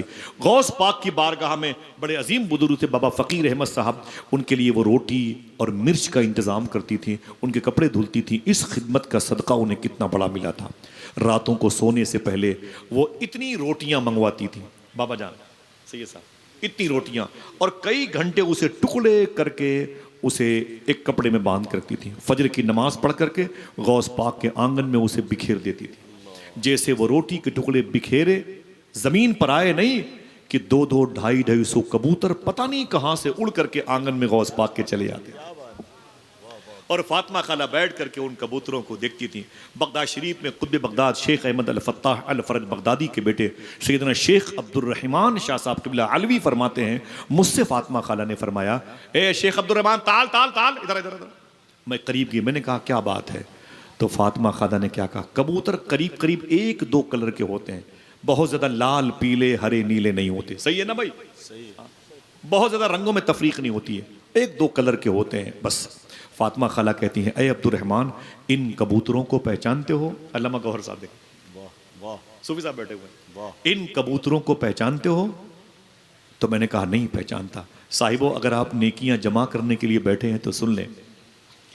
फातिमा खाला कहती, सुन अब्दुल रहमान, इधर के 17 कबूतर करबला से आए हैं, क्या बात। इधर के 78 कबूतर काजमैन से आए हैं, इधर के 122 कबूतर इमाम आजम अबू हनीफा की बारगाह से आए हैं, इस तरफ के 32 कबूतर ये सामर्रा से आए हैं। सुन, तू क्या समझता है ये कबूतर मेरी रोटियां खाने के लिए आते हैं? ना ना ना ना ना ना, ये तो शेख अब्दुल कादिर जिलानी की बारगाह में सलामे नियाज पेश करने के लिए आते हैं। सुभान अल्लाह, सुभान अल्लाह अकबर, अल्लाह अकबर। जरा सोचो कि सैयदना शेख की बारगाह में खिदमत करने का फैज कितना बड़ा मिला, समझे? अल्लाह अकबर, अल्लाह अकबर। तो चलेंगे बगदाद शरीफ इंशाअल्लाह। कितने लोग हाथ उठा के बोले कितने लोग इंशाअल्लाह? वो दर देखेंगे, वो दरो दीवार देखेंगे, उस इदारे के करीब से गुजरेंगे जिसके बारे में सैयदना शेख ने फरमाया था कि मेरे मदरसे के करीब से गुजरने वाले बड़े से बड़े अजाब में गिरफ्तार होंगे तो अल्लाह उनके अजाब में तखफीफ फरमा देगा। अब तो खुश हो जाओ कि जनाब असद इकबाल साहब आ गए। सुभान अल्लाह, सुभान अल्लाह, सुभान अल्लाह। चलो चलो सब लोग वहीं चलो, हाँ चलो वहीं चलो जहाँ असद भाई है। अब तो कम से कम एक आदमी नारा लगा दे भाई, उनके आने पर वो आ रहे हैं। अभी तो आपके दरमियान से गए। अल्लाह अकबर, माशाअल्लाह, जरा मोहब्बत से कहते हैं सुभान अल्लाह, सुभान अल्लाह, सुभान अल्लाह। क्या खिताब हो। आपकी आवाजें बड़ी कमजोर हैं, जरा हाथों को उठा के बोलें लब्बैक या गौसे आजम। ये नारा याद कर लो, बगदाद में काम आएगा इंशाल्लाह। लब्बैक या गौसे आदम, लब्बैक या गौसे आदम। हुजूर बस एक आखिरी बात करता हूँ, हुजूर गौसे आदम के बड़े बड़े खुतबा ऐसे बैठा रहूंगा और आप जैसे लोग ऐसे बैठे रहेंगे। मियाँ हुजूर क्या मुबारक महफिल सजाई है, रूहानियत से लबरेज है माशाल्लाह। तो कई दिन बोलता रहूंगा और कारी निसार साहब किबला को ऐसी ही अपने पुष्ट पनाही के लिए रखे रहूंगा इंशाअल्लाह, है कि नहीं? अल्हम्दुलिल्लाह रब्बिल आलमीन। जरा मोहब्बत से कहते हैं या गौसे आजम। हाथों को उठा के बोले लब्बैक या गौसे आजम। काश बगदाद में घर अपना बनाते जाते, देखते आपके दरबार को आते जाते, देखते आपके दरबार को आते जाते। सुभान अल्लाह। बड़ी मुबारक दरबार है, दहलीज अनवर है सैयदना शेख की। कई मुबारक खुदमा गौस पाक के गुजरे हैं खुद्दाम। शेख बका बिन बतूर, शेख अली इब्न हैती, शेख रजा, शेख अबू हफ्स अल हसनी अल मौसली, सैयदना शेख कबीर अहमद गुजराती, सैयदना शेख मुनव्वर अली शाह इलाहाबादी और सैयदना शेख हुजूर मुइनुद्दीन शाह साहब किबला जैसी अजीम शख्सियतें, शेख बारकी जैसी अजीम शख्सियत हुजूर गौस पाक की खिदमत करती थी, समझे?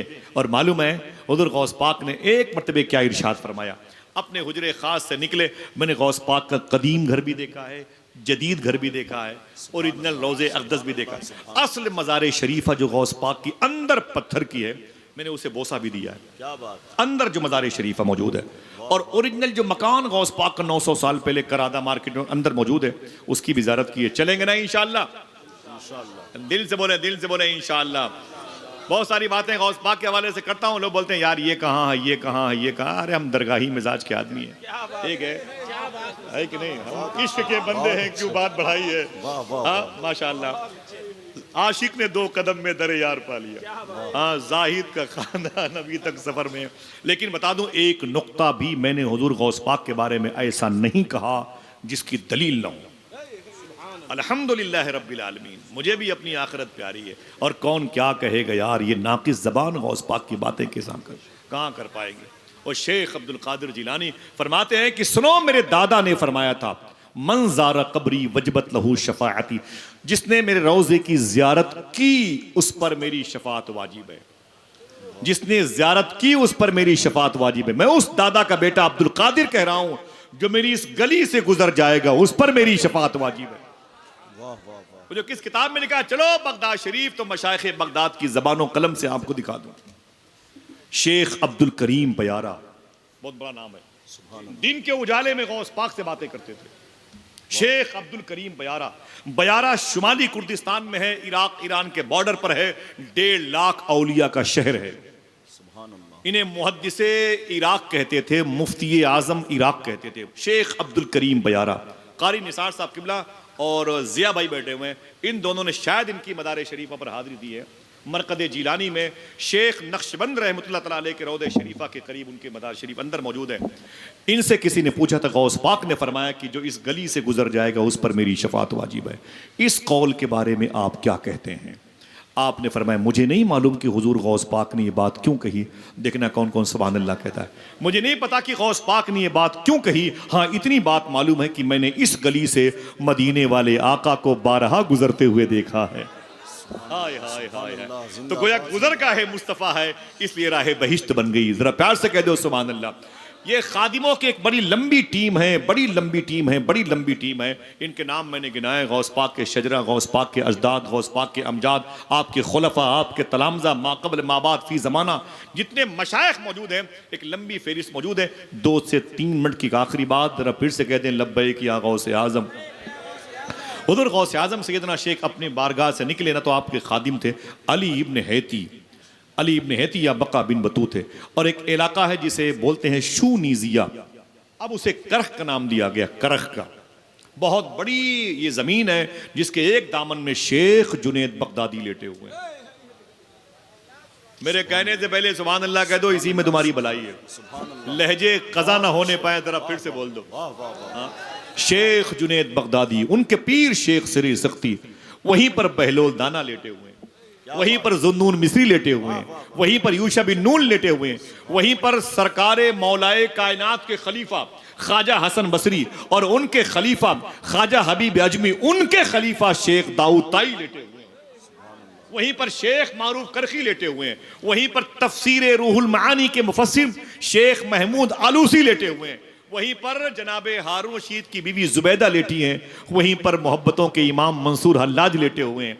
उसी कब्रिस्तान से गौस पाक गुजरे तो एक कब्र के करीब बैठ गए गौस पाक, और इतनी देर तक दुआ करते रहे, दुआ करते रहे, दुआ करते रहे कि आपके जो खादिम थे परेशान हो गए। दुआ मुकम्मल की, दोनों हाथों को चेहरे मुंह नूर पर फेरा, फरमाया चलो बका बिन बतू या अली इब्न हैती। जैसे आगे बड़े बोले शेखी, फरमाया क्या बात है, इतनी देर तक खिलाफ मामूल किसी कब्र पर आप कभी नहीं बैठे, आज एक कब्र पर इतनी देर तक क्यों बैठे रहे? साहिबो सुनना गौर से, 1 मिनट की बात। तो हुजूर गौस आज़म फरमाते हैं बात यह है कि ये मेरे उस्ताद शेख हम्माद दब्बास की कब्र है, शेख हम्माद दब्बास की, शेख हम्माद, बोलो बोलो, शेख हम्माद दब्बास की कब्र है।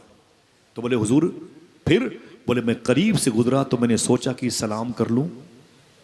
जब सलाम मैंने किया तो अंदर से जब जवाब आया तो मैंने देखा तो मेरे उस्ताद की कब्र जन्नत के बागों में से एक बाग बनी हुई थी।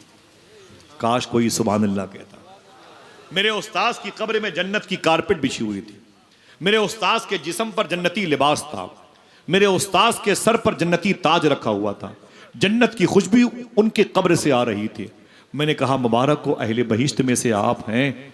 लेकिन जब मैंने गौर से देखा तो क्या देखा, सुने वाकये का टर्निंग पॉइंट। जब मैंने गौर से देखा तो क्या देखा कि मेरे उस्ताद का दाहिना हाथ विकलांग हो चुका है, ये हाथ खराब हो चुका है। मैंने कहा उस्ताजी, फरमाया क्या बात है? मैंने कहा आपका दाहिना हाथ खराब हो गया, विकलांग क्यों है? तो उस्ताद की आंखों में आंसू आ गए। बोले अय अब्दुल कादिर, 18 साल की उम्र में जब तू पढ़ने के लिए आया था, सर्दी का मौसम था, तू तेरे कुछ क्लास फेलो स्टूडेंट्स, हम सबक साथी तेरे साथ मेरे पीछे पीछे नहरे दजला के किनारे चल रहे थे। अचानक तुझे मैंने धक्के दे करके नहरे दजला में गिरा दिया था, तेरा पूरा कपड़ा भीग गया था, हल्का सा ऊनी मोटा कपड़ा था। एक बात लिख लो, हुजूर गौसे आज़म की उम्र शरीफ 91 ईयर्स है, 9 कम 100 साल, लेकिन हुजूर गौसे आज़म ने कभी सूटर नहीं पहनी, मोटे कपड़े कभी नहीं पहने। आसान कर दूं, गौसे आज़म को सर्दी नहीं लगती थी। अच्छा, वाह, लिख लें, काम आएगी बातें। कंपोज खा के नहीं बैठा हूँ, एविल और कोक सिरप पी के नहीं बैठा हूँ, होशो हवास में हूँ। बहुत अच्छे, बड़े सरकारों की मौजूदगी बोलता हूँ, समझे। और एक बात सुन लें, अगर दिल कहे तो एक आदमी बोले सुभान अल्लाह, एक आदमी बोलता है तो एक आदमी बहुत है, बहुत है। मालूम है हुजूर गौसे आज़म ने कभी जमीन पर थूका नहीं। क्या बात। सैयदना शेख ने कभी जमीन पर थूका नहीं। 91 ईयर्स, कुल्ली करना अलग माने में। पूछा गया बुजुर्गों से, हुजूर गौसे आज़म ने जमीन पर कभी थूका नहीं। ये किताब में शेख अब्दुल हक फरमाते हैं, खुदा कसम मचल जाना, तो फरमाते हैं सही लिखा हुआ है। पूछा गया इसमें ये सदाकत पर मबनी है मिस भाई साहब, क्या हुजूर गौस पाक ने कभी जमीन पर थूका नहीं? फरमाया नहीं थूका। फरमाया क्यों? अगर दिल कहे तो कहना सुभान अल्लाह। फरमाते हैं कि अल्लाह ने हुजूर गौसे आज़म के थूक में भी विलायत रखी थी, और विलायत को जमीन पर बहाया नहीं जाता है। अल्लाह अल्लाह अल्लाह, क्या विलायत को फेंका नहीं जाता। अल्लाह अकबर, अल्लाह अकबर। हुजूर गौसे आजम ने कभी सख्त सर्दी में भी आपने मोटे कपड़े नहीं पहने। 18 साल की उम्र में कभी कभी जब दौरान तालिब इल्म अपनी ज़ात को रखे थे सामने तो हल्का सा मोटा कपड़ा पहन लेते थे, वरना कभी नहीं पहनते थे। यहाँ तक कि सख्त सर्दी में खुदाम पंखा जला करते थे। एक बात और लिख लें, कभी हुजूर गौसे आजम की नाक मुबारका, नाक से गंदा पानी, रुतूबत बोलते हैं ना, कभी हुजूर गौसे आजम की नाक मुबारक से गंदा पानी कभी नहीं निकला। क्यों नहीं निकला? मेरा इमाम कहता है कि तू है ऐने नूर, तेरा सब घराना नूर का। हाँ? अल्लाह अकबर। मालूम है हुजूर गौस पाक फरमाते हैं, मेरे उस्ताजी आपका हाथ विकलांग क्यों? तो उस्ताज ने कहा, तेरे कुछ हम सबक साथी तेरे पीछे पीछे, मेरे पीछे पीछे चलते थे तो मैंने जोर से धक्का मारा, तू नहरे दजला में गिर गया। उस दिन तेरा कपड़ा हल्का सा मोटा था, सख्त सर्दी थी, तेरी पगड़ी भीग गई, तेरा लिबास भीग गया, तूने पगड़ी को निचोड़ा फिर सर पे बांध लिया और कपड़े को निचोड़ कर फिर पहन लिया और तुझे हल्की सी सर्दी का एहसास हो रहा था। तेरे साथियों ने मजाक उड़ाया तो मैंने डांट के कहा, चुप, अब्दुल कादिर का मजाक ना उड़ाओ, मैं तो इसके सब्र का इम्तिहान ले रहा था, इसलिए मैंने इसे धक्के मार के नहर दजला में गिरा दिए थे। फरमाते हैं गौस पाक, उस्ताजी ये सब बातें छोड़ दे, आपका ये दाहिना हाथ विकलांग क्यों है? सुने साहिबो। उस्ताज की आंखों में आंसू आ गए। अल्लाह के हुजूर जब मेरे इंतकाल के बाद मेरी पेशी हुई तो अल्लाह ने मुझसे कहा, तू हम्माद दब्बास है? मैंने कहा हाँ मेरे मौला। अल्लाह ने कहा, तू तो मेरा दोस्त है? मैंने कहा तेरी तौफीक से। अल्लाह ने कहा, तू रातों को मेरे हबीब पर दरूद पढ़ता था? तो मैंने कहा वो भी तेरी तौफीक से। अल्लाह ने कहा, तेरे दिल में मेरा बड़ा डर था, बड़ी खशियत थी, बड़ा खौफ था? मैंने कहा ये खशियत भी तेरी तौफीक से। तूने बड़ी ही कुरान के पारों की तिलावतें की हैं, रातों को जाग करके मेरे फरिश्तों को गवाह बना के कुरान की तिलावतें की हैं और आदो वज़ाइफ की मामूलात में लगा रहा। तो मैंने कहा मेरे मोला वो सब तेरी तौफीक से। अल्लाह ने कहा, सुन, तू बड़े दर्जे का मालिक है हम्माद दब्बास, जन्नत में तेरा ये आला मकाम है, लेकिन सुन अय हम्माद दब्बास, जिस हाथ से तूने मेरे अब्दुल कादिर को नहरे दजला के किनारे धक्के मारे थे, उस हाथ की ताकत को छीन लूंगा। बच्चों का खेल समझ रहा है? हाँ, अल्लाह अकबर। जिस हाथ से तूने मेरे अब्दुल कादिर को धक्के मारे थे, उस हाथ की ताकत को छीन लूंगा। पर मैं बस मेरा हाथ विकलांग हो गया। जब पूरे वजूद को देखता हूँ तो खुश होता हूँ, हाथ को देखता हूँ तो आंखों से आंसू आते हैं। हुजूर गौसे आजम सैयदना शेख ने फरमाया, सुनिए आप तड़प जाएंगे, अय मेरे मुरीद बका बिन बतू सुन। जब मैंने उस्ताद की ये कैफियत देखी तो अपने हाथों को उठा के मैं दुआ करने लगा। मैंने कहा, अय मेरे मौला, माफ़ कर दे मेरे उस्ताद के इस मुबारक उस अमल को माफ़ कर दे और उस अमल को मुबारक अमल में तब्दील कर दे। मेरे उस्ताद के इस अदा को तू अपनी बारगाह में कबूल फरमा जो मुझसे मोहब्बत करने वाली इनके दिल में थी। तू कादिर मुतलक है, तू फ़ाइल हकीकी है। अय मेरे मौला, कोई सबब पैदा फरमा, मेरे उस्ताद के हाथ को दुरुस्तगी अता फरमा। साहिबो, दिल कहे तो सुभान अल्लाह कहना। हुजूर गौस पाक फरमाते हैं, बका बिन बतू सुन, जब मैं अपने उस्ताद के हाथों की दुरुस्तगी की दुआ कर रहा था उनकी कब्र के पास बैठ करके, तो 5000 फरिश्तों की जमात को गवाह बना करके 5000 औलिया अपनी अपनी कब्रों में खड़े होकर के मेरी दुआ पर आमीन कह रहे थे। और मैं उस वक्त तक दुआ करने में से अपने आप को पीछे न रखा, आगे बढ़ता ही चला गया जब तक अल्लाह ने मेरे उस्ताद के हाथों को सही सालिम न बना दिया। हाय हाय हाय हाय। ये तो अदब के दायरे में अमल था, शेख के इम्तिहान, वरना मेरे इमाम ने क्या कहा था कि अल अमा कहर है ए गौस वो तीखा तेरा, मर के भी चैन से सोता नहीं मारा तेरा। समझ रहे हैं?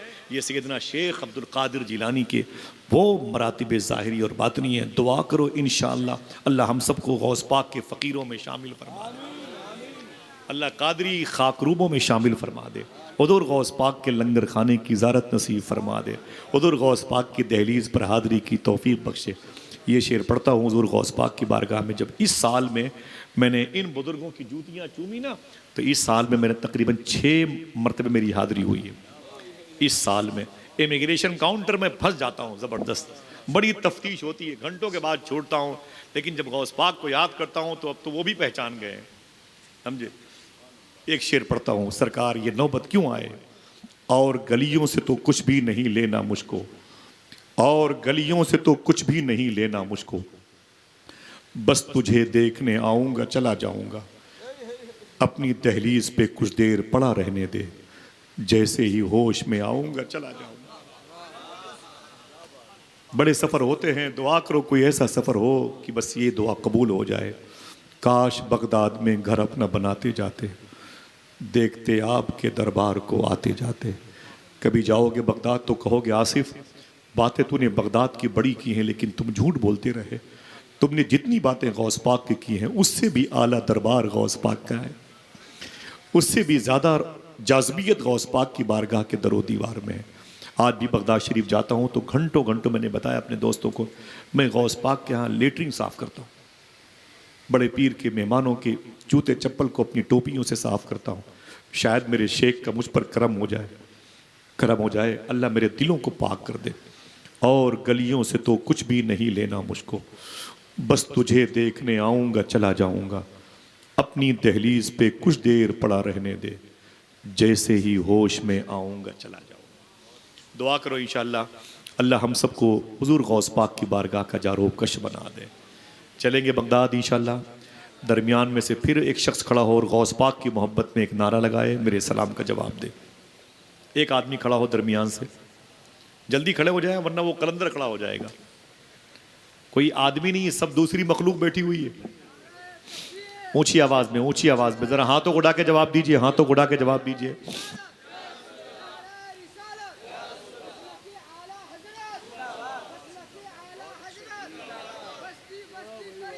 तलब का मुंह तो किस, जीते रहिए, तलब का मुंह तो किस काबिल है या गौस, मगर तेरा करम कामिल है या गौस। फरमाते हैं आला हजरत के मुझसे गौस पाक ने कहा क्या चाहते हो, तो मैंने कहा आपसे आप ही को चाहता हूँ। कहा तूने जो मांगोगे मिलेगा, रजा तुझसे तेरा साइल है या गौस। गरीब नवाज की दहलीज पर बैठ करके आला हजरत के भाई अल्लामा हसन रजा बरेलवी ने कहा ख्वाजे हिंद वो दरबार है आला तेरा, कभी महरूम नहीं मांगने वाला तेरा। है तेरी ज़ात अजब बहरे हकीकत प्यारे, किसी तैराक ने पाया न किनारा तेरा, किसी तैराक ने पाया न किनारा तेरा। फिर कहते हैं कि कुर्सी डाली तेरी तख्ते शहे जीला के हुजूर, रब ने ऊंचा किया इस तरह से पाया तेरा। है तेरी ज़ात अजब बहरे हकीकत प्यारे, किसी तैराक ने पाया न किनारा तेरा। वादा करो गौस पाक की मोहब्बत में रहेंगे इंशाअल्लाह। मोहब्बत मिलेगी कैसी? ये कोई हिंदुस्तान का संविधान है कि मोहब्बत की किताब बन के तकसीम हो जाए? किसी बिग बाज़ार मेगा मार्ट में मिलेगी मोहब्बत अगर हम सच बोलते रहे, हलाल खाते रहे, तो गौस पाक फरमाते मैं उसे खुद ढूंढ लूँगा जो मुझसे मोहब्बत करना चाहता है। वादा करो इंशाअल्लाह सच बोलते रहेंगे, हलाल खाते रहेंगे इंशाअल्लाह। दिल से बोलो इंशाअल्लाह। फरमाते हैं गौस पाक तुम दो काम करने की जिम्मेदारी ले लो, अब्दुल कादिर तुम्हारी बख्शिश की जिम्मेदारी ले लेता है। वो दो काम क्या है? यही सच बोलते रहो और हलाल खाते रहो। इंशाअल्लाह यहाँ भी गौस पाक की फ़कीरी की जुल्फ़ों में असीर रहोगे और वहाँ भी इंशाअल्लाह गौस पाक की शफ़ात, उनके जद्द करीम की शफ़ात नसीब होगी। आपका ताल्लुक़ किसी भी पीराने तरीक़त की मुबारक दहलीज़ अनवर से आपके सर का रिश्ता क्यों ना हो, बारगाह गौस आज़म में अपने दिलों को झुकाए रखिए ताकि दुनिया आपके सामने अपने सर को झुकाए रखे। इजाज़त दें, कभी ज़िंदगी में कोई बात शरा के ख़िलाफ़ मेरी ज़बान से निकली तो मैं तौबा करता हूँ। अस्तग़फ़िरुल्लाह रब्बी मिन कुल्लि ज़ंबि व अतूबु इलैहि, ला इलाहा इल्लल्लाहु मुहम्मदुर रसूलुल्लाह सल्लल्लाहु अलैहि वसल्लम, नूर निगाह मुस्तफ़ा, फ़र्ज़िंद हसन मुश्तबा, नस्ल शहीद करबला, सुल्तान अब्दुल कादिरस्त। इजाज़त दें, अस्सलामु अलैकुम व रहमतुल्लाहि व बरकातुहू।